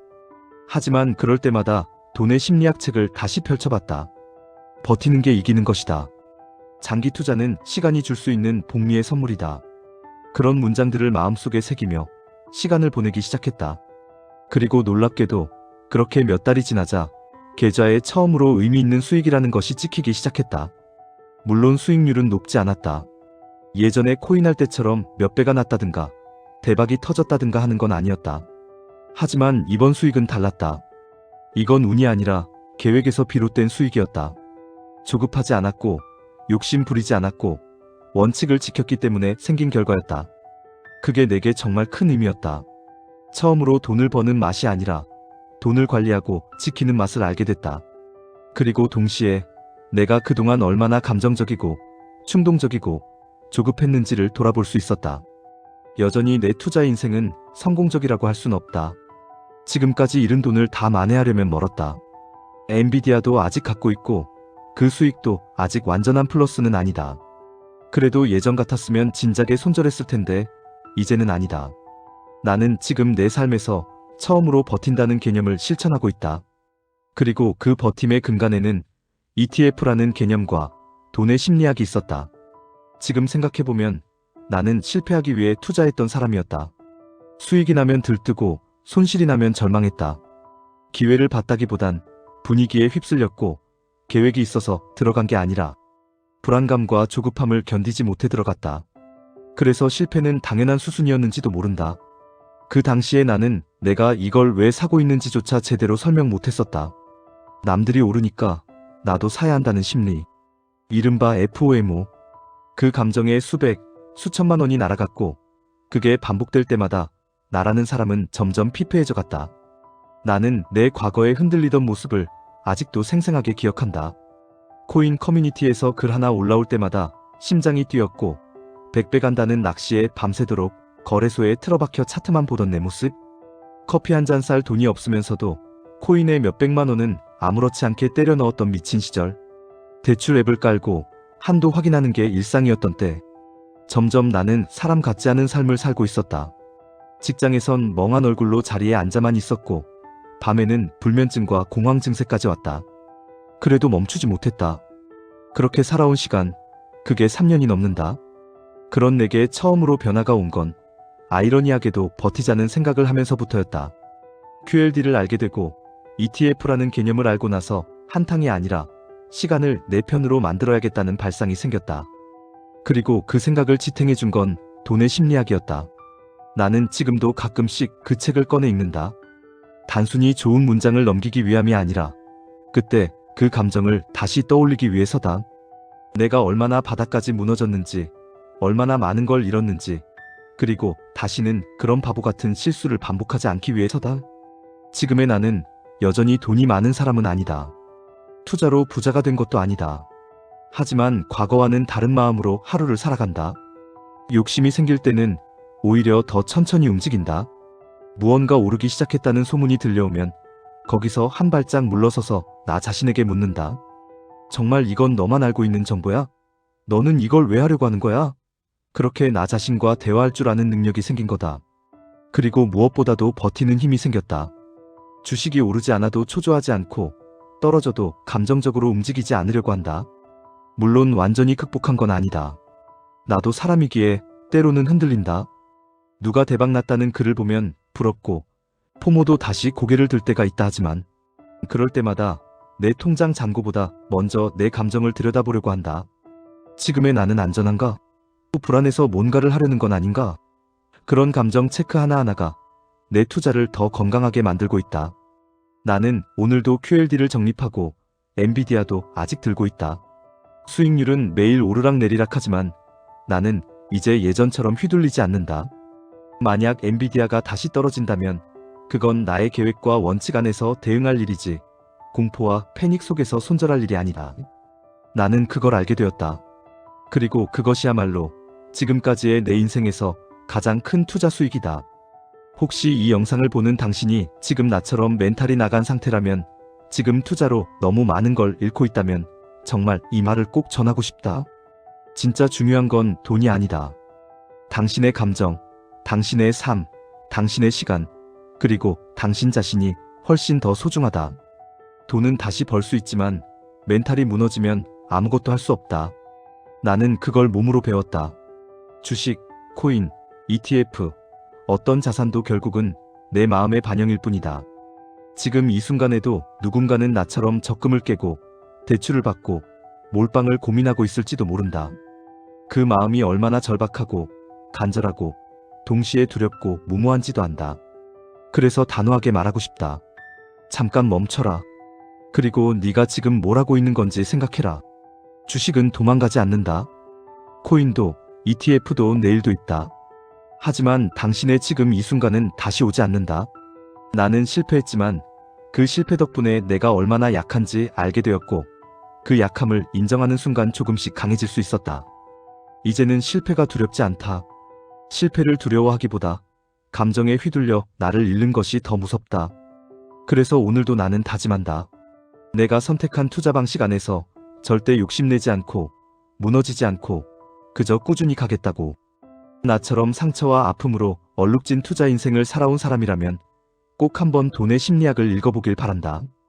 그 책은 누군가에겐 그저 글귀 모음일 수도 있지만 내겐 그 어느 투자 기법보다 강력한 멘탈 회복 도구였다. 지금도 나는 지칠 때마다 그 책을 꺼내 읽으며 마음을 다잡는다. 그게 내가 다시 무너지지 않기 위한 나만의 무기다. 결국 인생도 투자도 가장 중요한 건 버티는 힘이다. 수익은 운이 줄 수도 있고 기회는 다시 올 수도 있지만 멘탈이 무너지면 어떤 기회도 잡을 수 없다. 나는 오늘도 버티고 있고 앞으로도 버틸 것이다. 내 실패가 누군가에겐 경고가 되고 또 누군가에겐 위로가 되었으면 좋겠다. 당신도 지금 힘들다면 꼭 기억해라. 지금은 힘들지만 언젠가는 당신도 말할 수 있게 될 거다. 그땐 진짜 바닥이었지만 그래도 내가 버텨서 여기까지 왔다고. 그리고 그때 당신에게도 이렇게 말해주고 싶다. 잘했다. 정말 잘 버텼다고. 42살 주식 깡통 가장의 충격 고백. 2억 5천 빚지고. 안녕하세요. 이 영상을 클릭하신 분들, 혹시라도 지금 주식이나 투자로 고민하고 계신다면 이 이야기를 끝까지 들어주세요. 저는 올해로 42, 아들 하나 있는 평범한 아빠입니다. 아니, 이제는 가장이라는 말도 민망할 정도로 무너진 한 사람입니다. 오늘 이 이야기를 털어놓는 이유는 단 하나입니다. 누군가 나와 같은 길을 걷지 않기를 진심으로 바라는 마음으로요. 시골에서 올라온 평범한 청년, 도시의 벽에 부딪히다. 저는 시골에서 태어나 가난하게 자랐습니다. 농사짓는 부모님 밑에서 형, 누나와 함께 컸고 항상 나중에 꼭 부모님 편하게 해드려야지 하는 꿈을 품고 살았죠. 평범하게 학교 다니고 군대도 다녀왔고 복학도 안 하고 바로 사회로 나왔습니다. 20대 후반 직장 다니면서 처음 여자친구를 사귀었고 33살에 결혼했습니다. 결혼할 땐 전세대출로 아파트를 얻고 4천만 원 정도 대출을 끼고 시작했죠. 나름 안정적으로 가정을 꾸리며 살 줄 알았습니다. 하지만 운명은 다른 방향으로 흘러갔습니다. 그 방향이 주식이라는 이름을 달고 있었죠. 처음 주식을 만났던 날 나는 몰랐다. 회사 동료가 점심시간에 얘기했습니다. 형, 요즘 주식으로 한 달에 200씩 번다니까? 나도 핸드폰으로 하고 있어. 그때부터였습니다. 아무것도 모른 채 주식 앱을 깔았고 소액으로 시작했죠. 처음엔 30만 원으로 시작해서 5만 원, 10만 원씩 수익이 나니까 신기하더라고요. 그 작은 돈이 내 인생 전체를 삼켜버릴 줄은 몰랐습니다. 수익이 나면 더 넣고 싶어졌고 신용대출까지 끌어다 넣게 됐습니다. 이번엔 진짜 간다. 이번 종목은 무조건 터진다. 그 환상에 사로잡힌 채로 저는 빠져들었습니다. 아내 몰래 담보대출. 그때부터 내 안에 괴물이 깨어났다. 아파트 담보대출 아내 몰래 받았습니다. 원래는 절대 그런 일 하지 않으려 했는데 어느 순간 정신을 차려보니 이 정도쯤이야. 나중에 복구해서 갚으면 되잖아 라는 생각만 가득했죠. 4천, 5천 점점 대출금은 늘어났고 그걸로 주식을 하면서 결국 마이너스 30%, 마이너스 40%, 종목이 반토막 났습니다. 무서웠습니다. 돈이 줄어드는 것도, 제가 점점 다른 사람이 되어가는 것도, 아내는 제가 주식하는 걸 알면서도 이렇게 심각한 줄은 몰랐죠. 저는 늘 조금 잃었어. 다음 달엔 괜찮아질 거야 라는 말로 얼버무렸고 아내는 믿어줬습니다. 그게 더 미안했습니다. 아내의 눈물, 그리고 부모님께 손 벌린 날. 그날도 평소처럼 퇴근했는데 집에 도착하니 분위기가 싸했습니다. 아파트 담보대출 관련 우편물이 집에 도착한 거죠. 아내는 그걸 보고 조용히 말했습니다. 오빠, 이거 뭐야? 숨이 멎는 줄 알았습니다. 거짓말도 못했고 사실대로 말할 용기도 없었습니다. 그래서 또다시 둘러댔죠. 잠깐 급해서 금방 갚을 수 있어. 그 말을 믿지 못하는 눈빛, 그 침묵 속의 눈물. 제 마음이 부서졌습니다. 며칠 뒤 더 이상 안 되겠다 싶어 시골 부모님 댁으로 갔습니다. 80이 넘은 아버지, 어머니 앞에서 저는 또 거짓말을 했습니다. 조금 힘들어서요. 한 6천 정도만 도와주시면. 그분들은 모아둔 3천만 원 중 1,500만 원을 주셨습니다. 자식 걱정 안 시키겠다고 모아두신 돈이었습니다. 봉투를 받는 제 손은 떨렸고 마음은 더 찢어졌습니다. 그 돈도 결국 신용대출 갚는데 일부 쓰고 또다시 주식으로 넣었습니다.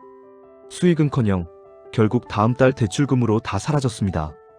개인회생, 그리고 대리운전의 밤. 그때 알게 됐습니다. 개인회생이라는 제도. 법무사 찾아가서 160만 원 주고 서류 접수했습니다. 제 빚은 총 2억 5천. 이 중 7천만 원이 개인회생 대상이 되었고 나머지는 아파트와 차량 담보대출로 남았습니다. 한 달에 150만 원 넘게 나가는데 제 연봉은 5천 정도. 세후로 따지면 월 300이 안 됩니다. 그래서 결국 밤에 대리운전을 시작했습니다. 자정까지 하고 하루 3만 원. 많을 땐 5만 원. 그래봐야 한 달에 15일 나가도 45만 원 수준입니다. 피곤한 건 괜찮은데 가장으로서 자존심이 너무 무너졌습니다. 아들과의 대화. 아빠는 왜 밤마다 없어? 아들은 초등학생입니다. ADHD 진단을 받고 병원도 다니고 약도 먹고 있죠. 그 약값도 만만치 않습니다. 아내는 아이가 유난히 아빠를 찾는다고 말했습니다. 어느 날 아들이 제게 말했어요. 아빠는 왜 밤마다 없어? 나 아빠랑 게임하고 싶은데. 아무 말도 할 수 없었습니다. 그저 눈물이 났습니다. 아내의 직장, 그리고 그녀의 외로움. 아내는 착한 사람입니다. 나를 믿었고 나를 기다렸습니다. 하지만 제가 감당 못할 빚에 무너져 내리는 동안 그녀도 지쳐갔습니다. 결국 아내도 올해 2월부터 직장을 구해 다니기 시작했습니다. 예전에 격리로 일했던 경험을 살려 작은 건설회사에 다니고 있죠. 장모님이 오후에 아이 하교하면 데리고 있어 주십니다. 젊은 시절 혼자 되신 장모님도 넉넉지 않지만 도와주시고요. 하지만 월급 타서 아파트 대출, 차량 대출, 보험료, 공과금까지 내면 항상 마이너스입니다. 형님과 누나, 도움 요청에 실패. 시골 어머니가 제 사정을 듣고 형님과 누나에게 말했더라고요. 얼마 좀 보태줄 수 없겠냐고. 형님에게 전화가 왔습니다.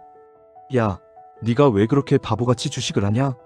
그 돈이면 부모님 전세금도 마련하고 남겠다. 저는 그냥 형, 내가 알아서 할게 하고 끊었습니다. 그 말 듣는 것조차 너무 창피하고 힘들었습니다. 절망의 끝, 죽고 싶단 생각이 스친 날. 정말 죽고 싶다는 생각이 든 날이 많았습니다. 아파트 계단에 앉아 회사 옥상에 올라가 밤늦게 대리운전하면서 교차로에 서 있다 보면 그런 생각이 떠오릅니다. 하지만 제 눈엔 아들 얼굴이 맴돌았습니다. 아내의 목소리가 떠올랐습니다. 그렇게 울면서도 내 손을 잡아주던 그 사람. 내가 사라지면 그 사람들은 어떻게 될까? 나는 가장이다. 내 선택이, 내 욕심이 모두를 망쳤지만 지금이라도 살려야 한다. 그 생각 하나로 지금까지 살아왔습니다. 다시 시작하고 싶습니다. 이제 다시는 주식하지 않을 겁니다. 이 영상 보시는 분들 중 혹시라도 이번엔 다르다 생각하신다면 부디 다시 생각해주세요. 주식은 도박과 다르다고요? 아니요. 똑같습니다. 정보도 기술도 경력도 아무 소용 없습니다. 결국 무너지는 건 사람입니다. 저는 이제 남은 빚 갚으며 조용히 정직하게 살아가고 싶습니다. 아들의 학교 행사에 웃으며 갈 수 있는 그런 아빠가 되고 싶습니다. 끝으로 이 긴 이야기 끝까지 들어주셔서 감사합니다. 혹시라도 지금 투자 고민 중이시라면, 혹시라도 가정을 책임지고 있는 분이시라면 제 이야기를 꼭 기억해 주세요. 다시 말합니다. 주식 하실 거면 반드시 잃어도 괜찮은 여유자금으로, 단기 말고 장기로, 우량주로 하세요. 절대 대출 끌어다 하지 마세요. 제발요. 이 영상이 누군가의 삶을 바꿀 수 있다면 저는 그걸로 충분합니다. 감사합니다. 34살 주식으로 2억 5천 날린 남자의 마지막 고백, 아내의 김밥과 눈물. 안녕하세요. 저는 올해 34살입니다. 이 글을 쓰는 이유는 단 하나, 이 영상을 보는 누군가가 저처럼 망가지지 않길 바라기 때문입니다. 지금부터 제가 어떻게 주식으로 2억 5천만 원을 날리고 아내의 눈물 앞에 무릎 꿇게 되었는지, 그리고 다시 살아야만 했던 이유에 대해 말씀드리겠습니다. 모든 시작은 자신감이라는 함정에서 시작됐다. 처음 주식에 관심을 가지게 된 건 제가 다니던 회사의 주식이 코스닥에 상장하면서였습니다. 주가는 1만 원 이하에서 시작해 한 달 만에 18만 원까지 치솟았습니다. 그때 저는 주식이 뭔지 정확히도 모른 채 그 폭등 그래프에 완전히 매료됐습니다. 마치 이게 평생 올 기회 같았습니다. 돈이 없던 저는 아버지께 2천만 원, 장인어른께 3천만 원을 받아 5천만 원을 손에 쥐었습니다. 그리고 시작한 주식 투자. 5천이 한 달 만에 1억 2천, 세상이 다 내 것 같았다. 정말 거짓말처럼 5천이 한 달 만에 1억 2천이 되었습니다. 제 연봉이 3천 정도였으니 4년치 월급을 한 달 만에 번 셈이었습니다. 아내와 함께 꿈을 꿨습니다. 좋은 차, 좋은 집, 해외여행.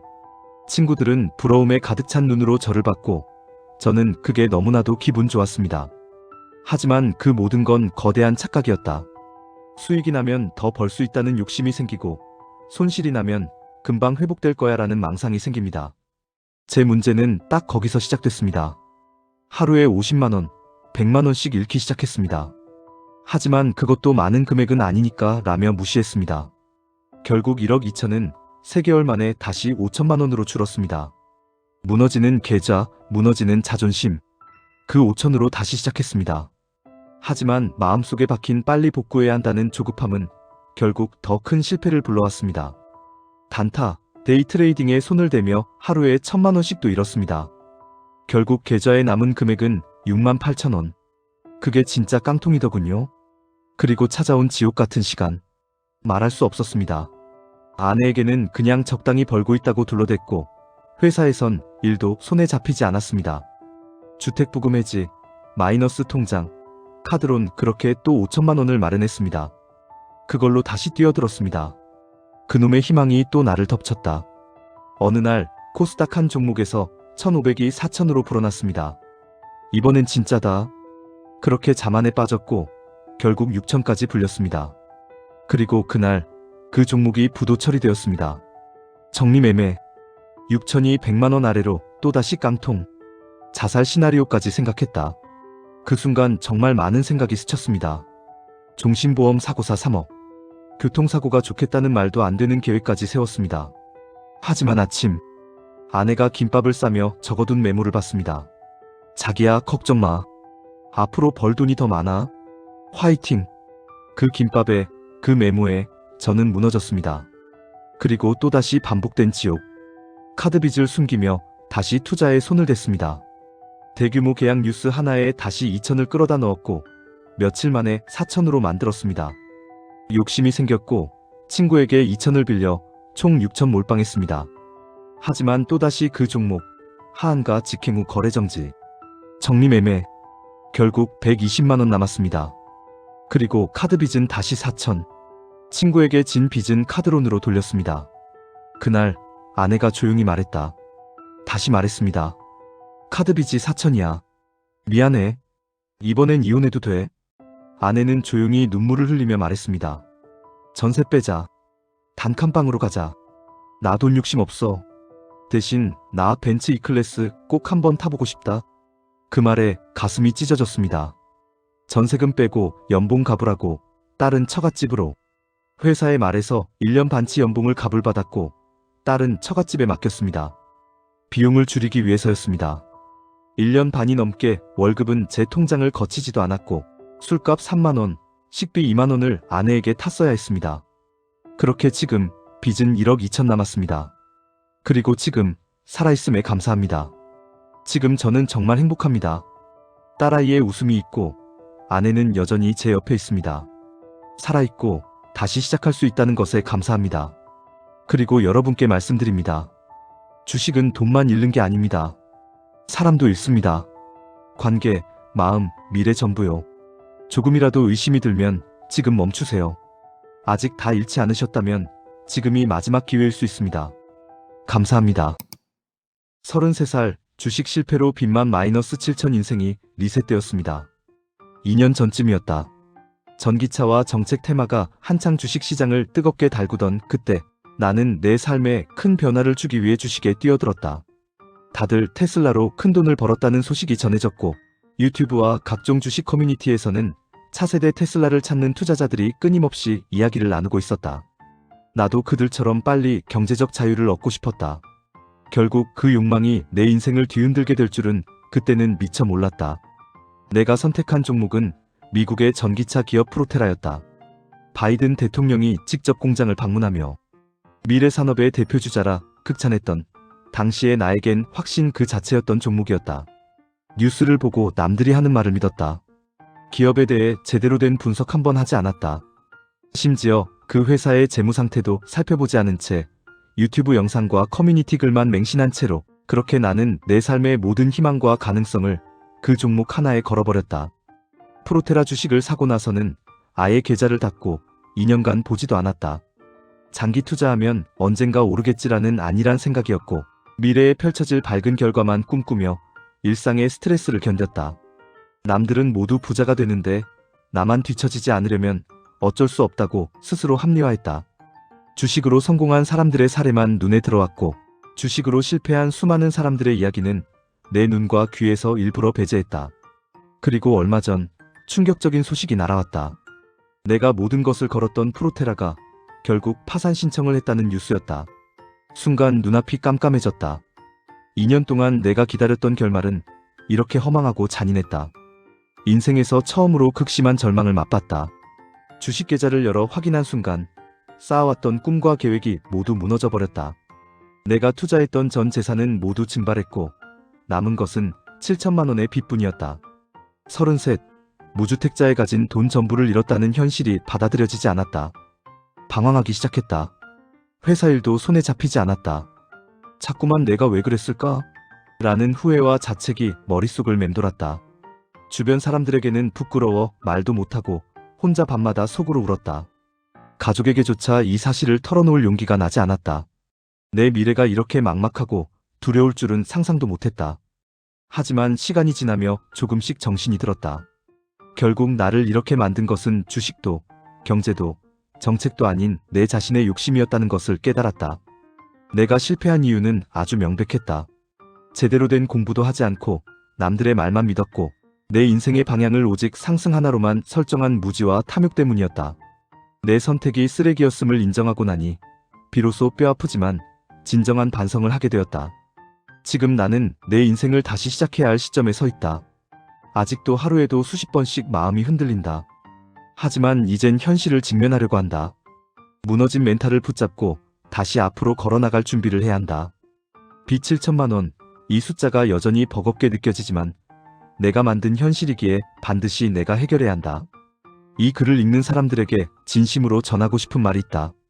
나와 같은 실수를 반복하지 않았으면 좋겠다. 돈을 잃고 나서 깨닫는 것이 아니라 미리 깨닫고 조심했으면 좋겠다. 내가 투자 실패를 통해 뼈저리게 배운 교훈 몇 가지를 공유하려 한다. 1. 절대로 대출받아 투자하지 마라. 그 어떤 상황에서도 빚을 내서 투자하는 순간 너는 이미 마음의 여유를 잃고 쫓기게 된다. 2. 신용매매는 절대 금물이다. 신용으로 시작한 투자는 내 정신과 삶을 반드시 망가뜨린다. 내 경험이 그 증거다. 3. 절대 몰빵 투자하지 마라. 한 종목에 모든 것을 걸면 실패했을 때 회복이 불가능하다. 반드시 분산 투자하라. 4. 반드시 본인이 공부하고 투자하라. 남이 권하는 주식은 네 것이 아니다. 스스로 공부하고 책임질 수 있는 투자만 하라. 남의 추천에 휩쓸리지 마라. 유튜브나 카페의 추천 종목에 인생을 걸면 나처럼 된다. 자신의 기준으로 판단하라. 6. 상승뿐 아니라 하락도 생각하라. 항상 긍정적인 전망만 하지 말고 최악의 시나리오도 꼭 준비해라. 7. 자신의 투자 기준을 명확히 하라. 기준이 없으면 결국 감정에 휘둘리게 된다. 주식 투자 실패, 아내에게 고백하기까지의 긴 밤. 과욕이었어요. 누구 탓도 할 수 없는 내 욕심이었습니다. 요즘에 나는 숨 쉬는 것조차 버겁다. 웃으며 밥상을 차려주는 예쁜 아내의 얼굴을 마주할 때마다 죄책감이 나를 짓누른다. 어떻게든 버텨보려고 안간힘을 쓰지만 이미 나의 정신은 한계에 이르렀다. 처음 주식을 시작할 때 아내와 나는 행복한 미래를 꿈꿨다. 조금만 더 벌어 아파트 대출도 갚고 아이 교육도 걱정 없이 시키자는 목표로 가득했다. 하지만 그 꿈은 내 욕심으로 인해 산산조각 났다. 이 정도로는 부족하다는 끝없는 탐욕이 결국 나를 레버리지라는 함정으로 밀어넣었다. 현재 상황은 처참하다. 내 투자 계좌는 사실상 돌이킬 수 없는 상태다. 손실액을 확인할 때마다 가슴이 내려앉는다. 아직 손절하지 않았지만 사실상 모두 잃었다는 걸 잘 안다. 문제는 이 상황을 아직 아내가 모르고 있다는 것이다. 집에 들어가는 길마다 심장이 뛰고 손이 떨린다. 매일 밤 나는 홀로 괴로워한다. 이 비밀을 언제까지 혼자서 감당할 수 있을지 모르겠다. 집안에서의 나는 마치 두 얼굴을 가진 사람 같다. 밝은 미소로 아내와 대화를 나누다가도 화장실로 들어가 문을 걸어 잠그고 숨죽여 운 적이 한두 번이 아니다. 밤마다 어떻게 말할지 혼자 수백 번씩 연습하지만 결국 아침이 되면 또 말을 삼키고 만다. 문득 궁금해진다. 나처럼 투자를 실패한 사람들은 어떻게 아내에게 말했을까? 비슷한 경험을 한 이들이 분명히 있을 텐데 어떻게 이 고통스러운 상황을 넘겼는지 묻고 싶어진다. 그리고 간절히 알고 싶다. 어떻게 하면 이 절망의 터널을 지나 다시 삶을 정상으로 돌릴 수 있는지. 가끔 인터넷 커뮤니티에 올라오는 글들을 본다. 조롱과 장난 댓글들이 대부분이겠지만 혹시라도 진심 어린 조언이 있을지도 모른다는 희망을 품고 말이다. 혹시나 하는 마음에 나 역시 이렇게 글을 써본다. 부부 사이에 비밀이 없어야 한다는 것을 누구보다 잘 알지만 정작 이 큰 비밀을 꺼내놓기란 너무 두렵다. 혹여 아내가 실망할까? 우리의 행복했던 일상이 깨질까? 무서워 고백을 미루고만 있다. 하지만 언젠가는 마주해야 할 순간이라는 것도 잘 안다. 만약 이 글을 읽고 있는 분들 중에서 실제 비슷한 사례를 경험한 분이 있다면 진심으로 여쭙고 싶다. 아내나 남편에게 어떻게 말씀하셨나요? 그 상황을 어떻게 극복하셨나요? 내가 한 선택의 책임을 회피하려는 것이 아니다. 다만 함께 살아가는 배우자에게 어떻게 해야 덜 아프게 전달할 수 있을지, 어떻게 다시 희망을 찾을 수 있을지 듣고 싶을 뿐이다. 아내는 항상 웃고 있지만 어쩌면 이미 내 마음속에 무언가 큰 문제가 있다는 걸 느끼고 있을지도 모른다. 그녀가 밝게 웃어줄 때마다 내 마음은 더 무너져 내린다. 이제 더 이상 늦출 수 없다는 걸 알면서도 용기가 나지 않는다. 오늘 밤도 나는 잠들지 못한 채 천장을 바라본다. 차라리 모든 게 꿈이었으면 좋겠다는 헛된 소원을 빈다. 하지만 현실은 변하지 않는다. 이 긴 밤이 끝나면 내일은 그녀에게 진실을 말해야만 할지도 모른다. 다시 한번 진심으로 묻는다. 이 고통스러운 상황을 어떻게 헤쳐나가셨나요? 진심 어린 조언과 위로를 부탁드립니다. 손절한 주식이 다시 오를 때 무너져버린 나의 마음. 이 글을 쓰기까지 참 많이 망설였다. 아무에게도 털어놓지 못했던 이야기를 이곳에 적는다는 건 생각보다 훨씬 힘든 일이었지만 더는 나 혼자 이 아픔을 견디기 힘들었다. 병신 같은 선택이었다는 거 나도 안다. 그러니 부디 욕은 하지 말아줬으면 좋겠다. 지금도 충분히 괴로우니까. 몇 달 전 나는 마지막이라는 생각으로 한 종목에 투자를 했다. 이전까지 여러 주식들로 손실을 반복하고 있었기에 이 종목에서만큼은 반드시 성공하겠다는 결의를 가지고 들어갔다. 이미 다른 주식들에서 본 손실이 약 4천만 원이었고 그중 절반 정도가 대출로 조달한 자금이었다. 이 금액이 누구에게는 작아 보일 수도 있겠지만 나에겐 전부였고 절박함 그 자체였다. 처음에는 조금씩 상승하는 듯했다. 내 판단이 맞았다고, 이번에는 제대로 골랐다고 혼자 들떠 있었다. 하지만 며칠이 지나고 일주일이 넘어가면서 종목은 급격히 하락하기 시작했다. 장 초반부터 크게 떨어지는 빨간 숫자들을 보며 머리가 하얘졌다. 가슴이 두근거리고 손이 떨리기 시작했다. 나는 그 공포를 이기지 못하고 결국 손절을 선택했다. 팔고 나니 한편으론 후련하면서도 깊은 후회가 밀려왔다. 왜 조금 더 참지 못했을까? 아니나 다를까 그 다음 날부터 종목은 거짓말처럼 빠르게 회복하기 시작했다. 손절했던 금액만큼 그대로 회복하는 모습에 나는 머릿속이 뒤죽박죽됐다. 그 장면을 목격한 순간 내가 무언가에 세게 얻어맞은 것처럼 멍해졌다. 그날 이후로 내 일상은 완전히 무너졌다. 매일 아침 눈을 뜨면 제일 먼저 핸드폰을 들고 그 종목의 현재 가격을 검색했다. 보지 말자고 매일 다짐했지만 내 의지와는 상관없이 손이 먼저 움직였다. 그럴 때마다 심장은 미친 듯이 뛰었고 그 숫자들이 빨갛게 상승한 것을 확인할 때마다 가슴이 미어지는 것 같았다.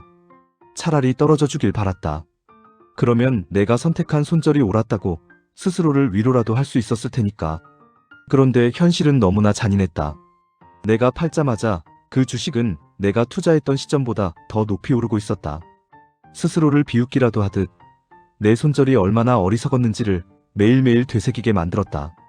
도무지 일이 손에 잡히지 않았다. 아침부터 밤까지 그 주식 가격만 생각했다. 그 주식 차트를 보며 울기도 하고 벽을 치며 자책하기도 했다. 몇 달 동안 계속 이 상태로 지내다 보니 점점 내 자신이 이상해지고 있다는 걸 느꼈다. 아침에 일어나기도 싫고 회사에 가는 것도 끔찍했다.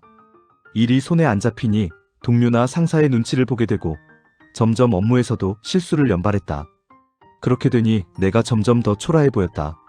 내 자신을 바라보는 눈빛에서 경멸과 자책밖에 느껴지지 않았다. 어느 순간부터는 내가 살아야 할 이유를 모르겠다는 생각까지 들었다. 아무리 마음을 다잡아도 손절했던 순간의 기억과 그 이후의 고통에서 빠져나올 수가 없었다. 친구나 가족에게 털어놓기도 너무 창피했다. 내가 이렇게 바보 같고 어리석은 사람이라는 걸 알려주고 싶지 않았다. 그래서 혼자 끙끙 앓기만 했다. 이렇게 하루하루가 고통 속에 지나가다 보니 우울증인가 싶었다. 마음이 어두워지고 모든 것에서 의욕이 사라졌다. 예전엔 좋아했던 취미나 음식조차 아무런 의미가 없어졌다. 내 삶 전체가 그 종목 하나에 걸린 것처럼 느껴졌다. 정신과에라도 가면 조금 나아질까 하는 생각도 들었다. 그런데 정신과에 간다는 그 자체도 너무나 두려웠다. 내가 이렇게까지 망가졌다는 걸 인정하는 것 같아 무서웠다. 하지만 정말 이대로 가면 위험하겠다는 생각이 들었다. 나 스스로를 돌보지 않으면 정말 돌이킬 수 없는 지경까지 갈 수도 있겠다는 생각에 정신이 번쩍 들었다.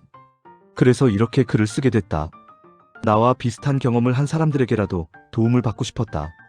내가 느끼고 있는 이 끝없는 절망과 우울함을 어떻게 하면 떨쳐낼 수 있는지 조언을 받고 싶었다. 주변에서 누군가는 그냥 다시 시작하면 된다고 쉽게 말할지 모르지만 내게는 그게 너무나 어려운 일처럼 느껴진다. 나는 지금도 여전히 그 손절했던 순간에 갇혀있다. 왜 그때 조금만 더 참지 못했을까 하는 자책과 후회가 나를 놓아주지 않는다. 하지만 이대로만 살 수는 없다. 어떻게든 다시 일어나야 한다. 이 글을 쓰면서 처음으로 내 감정을 있는 그대로 드러냈다. 그동안 누구에게도 말하지 못했던 나의 고통과 자책, 우울함을 모두 쏟아냈다. 이 글을 읽는 사람들이 나에게 무슨 말을 해줄지는 모르겠지만 적어도 이 글을 쓰는 동안은 마음이 조금이나마 편해졌다. 혹시라도 이 글을 읽고 있는 당신이 나와 같은 상황이라면 제발 혼자 끙끙 앓지 말고 도움을 요청했으면 좋겠다. 혼자서는 해결되지 않는 감정이 분명히 있다. 나 역시 이제는 정신과를 찾아가 볼 용기를 내보려고 한다. 투자 실패로 인해 우울함에 빠져든 내 인생을 다시 되찾기 위해서 작은 한 걸음을 내딛어 보려고 한다. 지금 이 순간에도 여전히 힘들지만 적어도 더 이상 혼자 괴로워하지 않기로 다짐한다. 언젠가 이 아픔에서 벗어나 다시 내 인생을 살아갈 수 있기를, 그때까지 조금 더 버텨보겠다는 다짐으로 오늘을 마무리한다. 아내가 투자 실패로 5천만 원을 날렸습니다. 단도직입적으로 말하자면 솔직히 정말 속상합니다. 우리 부부에게는 이 돈이 결코 작은 돈이 아니거든요. 누군가는 5천이 배운 값이라 하겠지만 우리에겐 평생 처음 모아본 작은 재산이었습니다. 그걸 한순간에 잃었다고 생각하니 머리가 멍해지고 가슴이 턱 막히더군요. 근데 말입니다. 정작 이 돈을 날린 장본인인 제 아내는 울지도 못했습니다. 그저 조용히 고개를 숙이고 제 눈을 제대로 마주치지도 못하더군요. 안 아깝냐고? 물론 아깝죠. 아깝지 않다면 거짓말이죠. 우리 부부는 둘 다 짠돌이었습니다. 데이트할 때도 무조건 버스, 지하철, 가끔 기분 낼 때만 택시.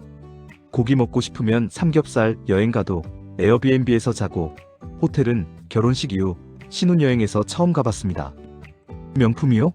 서로 생일 때조차도 안 사주고 말았죠. 허리띠 졸라매고 고생해서 일한 돈이었습니다. 그 돈을 아내가 날린 겁니다. 그런데 말입니다. 그 돈이 돌아오냐고. 소리 지르고 따지고 후회하고 원망한들 무슨 소용일까요? 이미 지나간 일인데. 난 그저 고개를 숙이고 울먹이던 아내의 어깨를 감싸 안았습니다. 괜찮아 다시 벌면 되지. 우리 아직 젊잖아. 울지 마. 그렇게 말했지만 사실은 내 속도 썩어 문드러지고 있었습니다. 잠을 설쳤고 밥맛도 떨어졌고 일에 집중도 안 됐습니다. 그리고 깨달았습니다. 나는 지금 어른이 되어가고 있다는 걸요. 사실 결혼 초만 해도 돈이란 주제를 서로 피했습니다. 각자의 통장에 어느 정도가 있는지, 얼마를 어디에 쓸 건지 서로 이야기하지 않았습니다. 불편했거든요. 경제적인 이야기를 한다는 건 어쩌면 현실을 받아들이는 첫걸음이었고, 결혼이라는 현실적인 계약 관계의 한 단면이기도 했으니까요. 하지만 시간이 지나며 자연스레 돈 이야기를 하게 됐고, 각자 얼마나 아끼며 살아왔는지를 알게 되었습니다. 아내는 은근히 금융에 관심이 많았습니다. 늘 경제 기사를 챙겨봤고 카카오톡으로 ETF나 코인 이야기를 슬쩍 꺼내곤 했습니다. 한 번은 제가 물었죠. 그거 진짜 괜찮을까?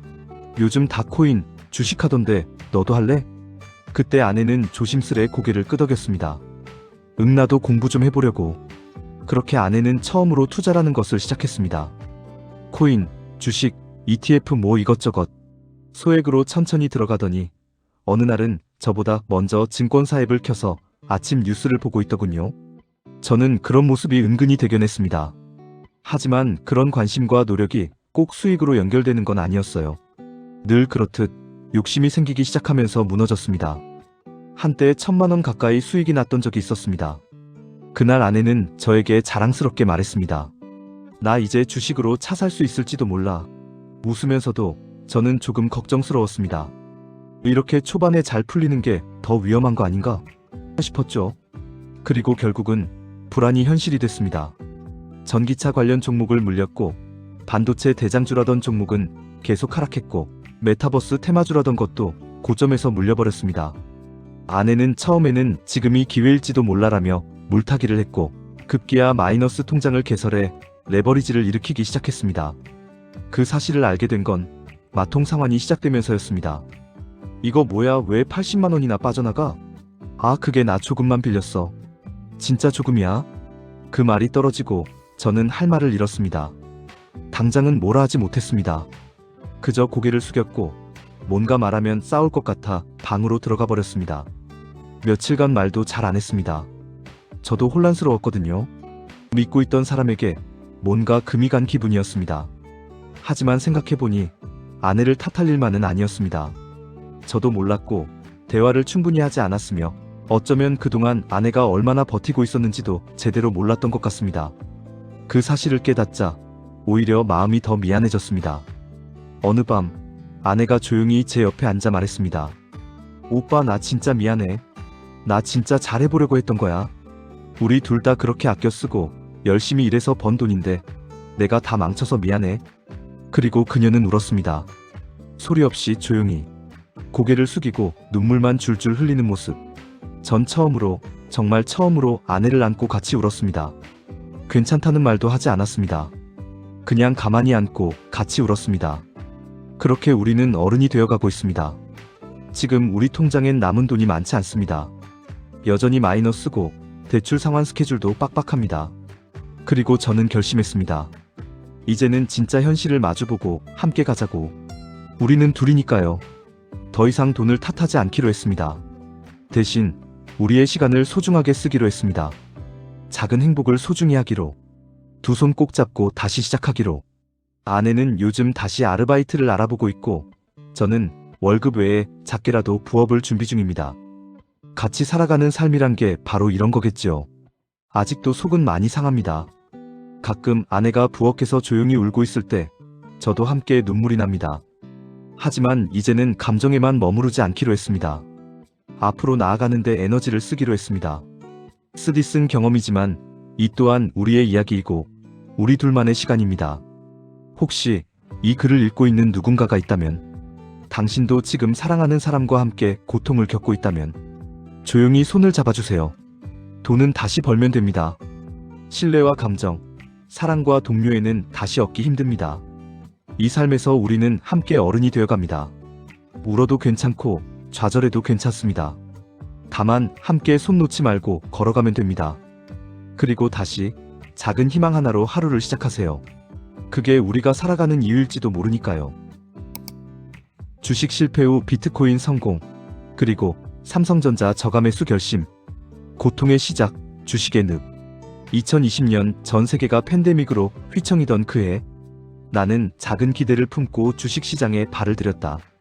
모두가 이제는 동학개미의 시대라고 떠들어댔고, 뉴스에선 연일 증시 상승과 외국인 매도, 개인 투자자들의 저력 같은 단어들이 쏟아졌다. 그땐 몰랐다. 이 시장이 얼마나 무서운 곳인지. 처음엔 운이 좋았다. 잘 모르는 종목에 그냥 올라타도 수익이 났고, 어쩌다 본 리딩방 유튜버 말 따라 매수했는데도 오르더라. 계좌는 초록으로 물들었고 어느새 나도 전문가가 된 것처럼 착각했다. 하지만 욕심은 화를 부른다. 주가가 조금만 빠져도 더 사면 평균단가 낮아지니까 괜찮겠지? 하며 물타기를 했다. 그리고 어느 순간 계좌는 점점 붉게 물들어가기 시작했다. 처음엔 마이너스 100만원, 그 다음은 300만원, 그리고 어느새 마이너스 7천만원. 내버리지? 그땐 그게 당연한 수단이라고 생각했다. 빚을 내서 투자하는 게 아니라 미래 수익을 앞당겨 쓰는 것이라는 말에 혹했었다. 내가 너무 멍청했던 거다. 결국 신용 한도까지 끌어다 주식에 쏟아부었고 마이너스 통장까지 개설해서 기회비용을 놓치지 않겠다고 버텼다. 그때는 몰랐다. 내가 이미 시장의 먹잇감이 되어 있었다는 걸. 무너진 계좌, 흔들리는 멘탈. 2023년 여름, 뜨겁던 날씨처럼 내 계좌도 타올랐다. 물론 반대 방향으로. 삼성전자, 네이버, 카카오, 2차전지 관련주들. 소위 말하는 국민주에 몰빵했다. 이건 절대 망하지 않아? 라는 믿음이 있었지만 시장은 내 생각 따위 신경 쓰지 않았다. 특히 정치적인 이슈와 글로벌 금리 인상, 반도체 불황 뉴스가 겹치며 주가는 바닥을 뚫고 지하로 향하고 있었다. 그 즈음 나는 퇴근하고 집에 와서 매일 똑같은 루틴을 반복했다. 오늘도 계좌 확인. 마이너스 200만원 추가. 뉴스 검색. 괜찮을 거야, 참자. 침대에 누워도 잠 안 옴. 다음날도 출근. 출근하면서도 차 안에서 HTS 확인. 주식은 단지 재테크가 아니라 일상이었고 삶을 삼켜버리는 괴물이 되어 있었다. 지인들과의 연락은 끊겼다. 가족과의 대화도 줄어들었고 아내와는 말없이 얼굴만 마주치는 날이 많아졌다. 가장 힘들었던 건 내가 실패했다는 걸 매일매일 상기해야 하는 것이었다. 비트코인으로의 반전. 어느 날 문득 이렇게 계속 버틸 수만은 없겠다는 생각이 들었다. 우울증을 진단받은 건 아니지만 분명히 정상은 아니었다. 뉴스는 안 보게 되고 유튜브 알고리즘은 전부 폭락 이유나 희망 고문 리딩방으로 가득했다. 그러다 한 친구가 보내준 메시지 한 통이 인생을 바꿨다. 요즘 코인 다시 살아났어. 비트이더 반등 제대로야. 너처럼 장기 박살난 사람들 많이 옮기더라. 처음엔 거부감이 들었다. 내가 코인까지 건드리면 정말 끝이겠지.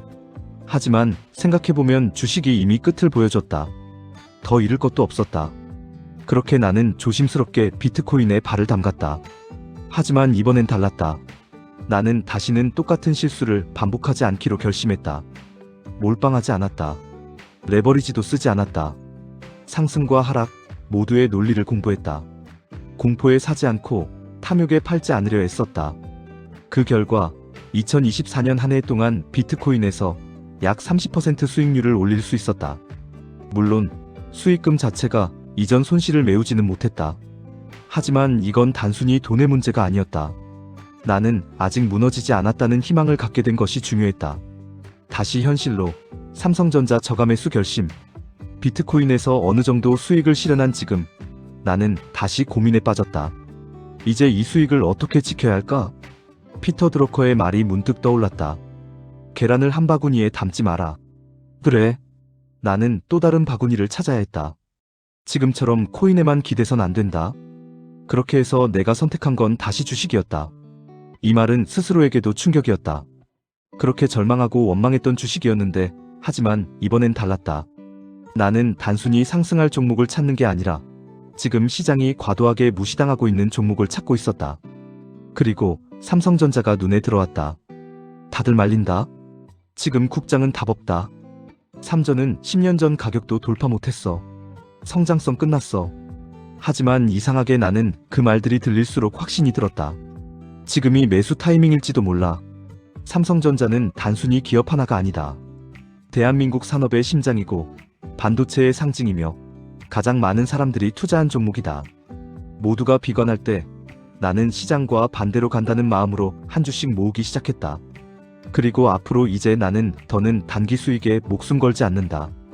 코인으로 재미 봤다고 다시 레버리지에 눈 돌리지 않는다. 주변 사람들의 수익률 인증에 흔들리지 않는다. 지금 내가 걸어가고 있는 이 길이 돌아서서 도망쳤던 그 길이지만 다시 꿋꿋이 걷고 있다는 사실이 자랑스럽다. 내 계획은 단순하다. 삼성전자, ETF 등 장기적으로 실체가 있는 자산의 적립식으로 투자. 여유 자산을 제외한 생활비 엄격히 관리. 더 중요한 것, 돈이 아닌 삶을 살아내는 것에 집중할 것. 내 실패가 누군가에게 교훈이 되었으면 한다. 그리고 내 회복이 누군가에게 용기가 되었으면 한다. 끝으로 한마디. 망했다고 생각했을 때 진짜 끝나는 게 아니다. 망하고도 다시 시작했을 때 비로소 거기서 인생이 다시 열리는 것이다. 주식 실패 후 비트코인 성공 그리고 삼성전자 저가 매수 결심은 내 투자 인생의 후반전이다. 이제부터는 절대 다시 무너지지 않겠다. 천천히, 꾸준히, 뚜벅뚜벅 걷겠다. 영상을 보시고 도움이 되셨다면 구독, 좋아요 눌러주시고 다양한 의견 남겨주세요.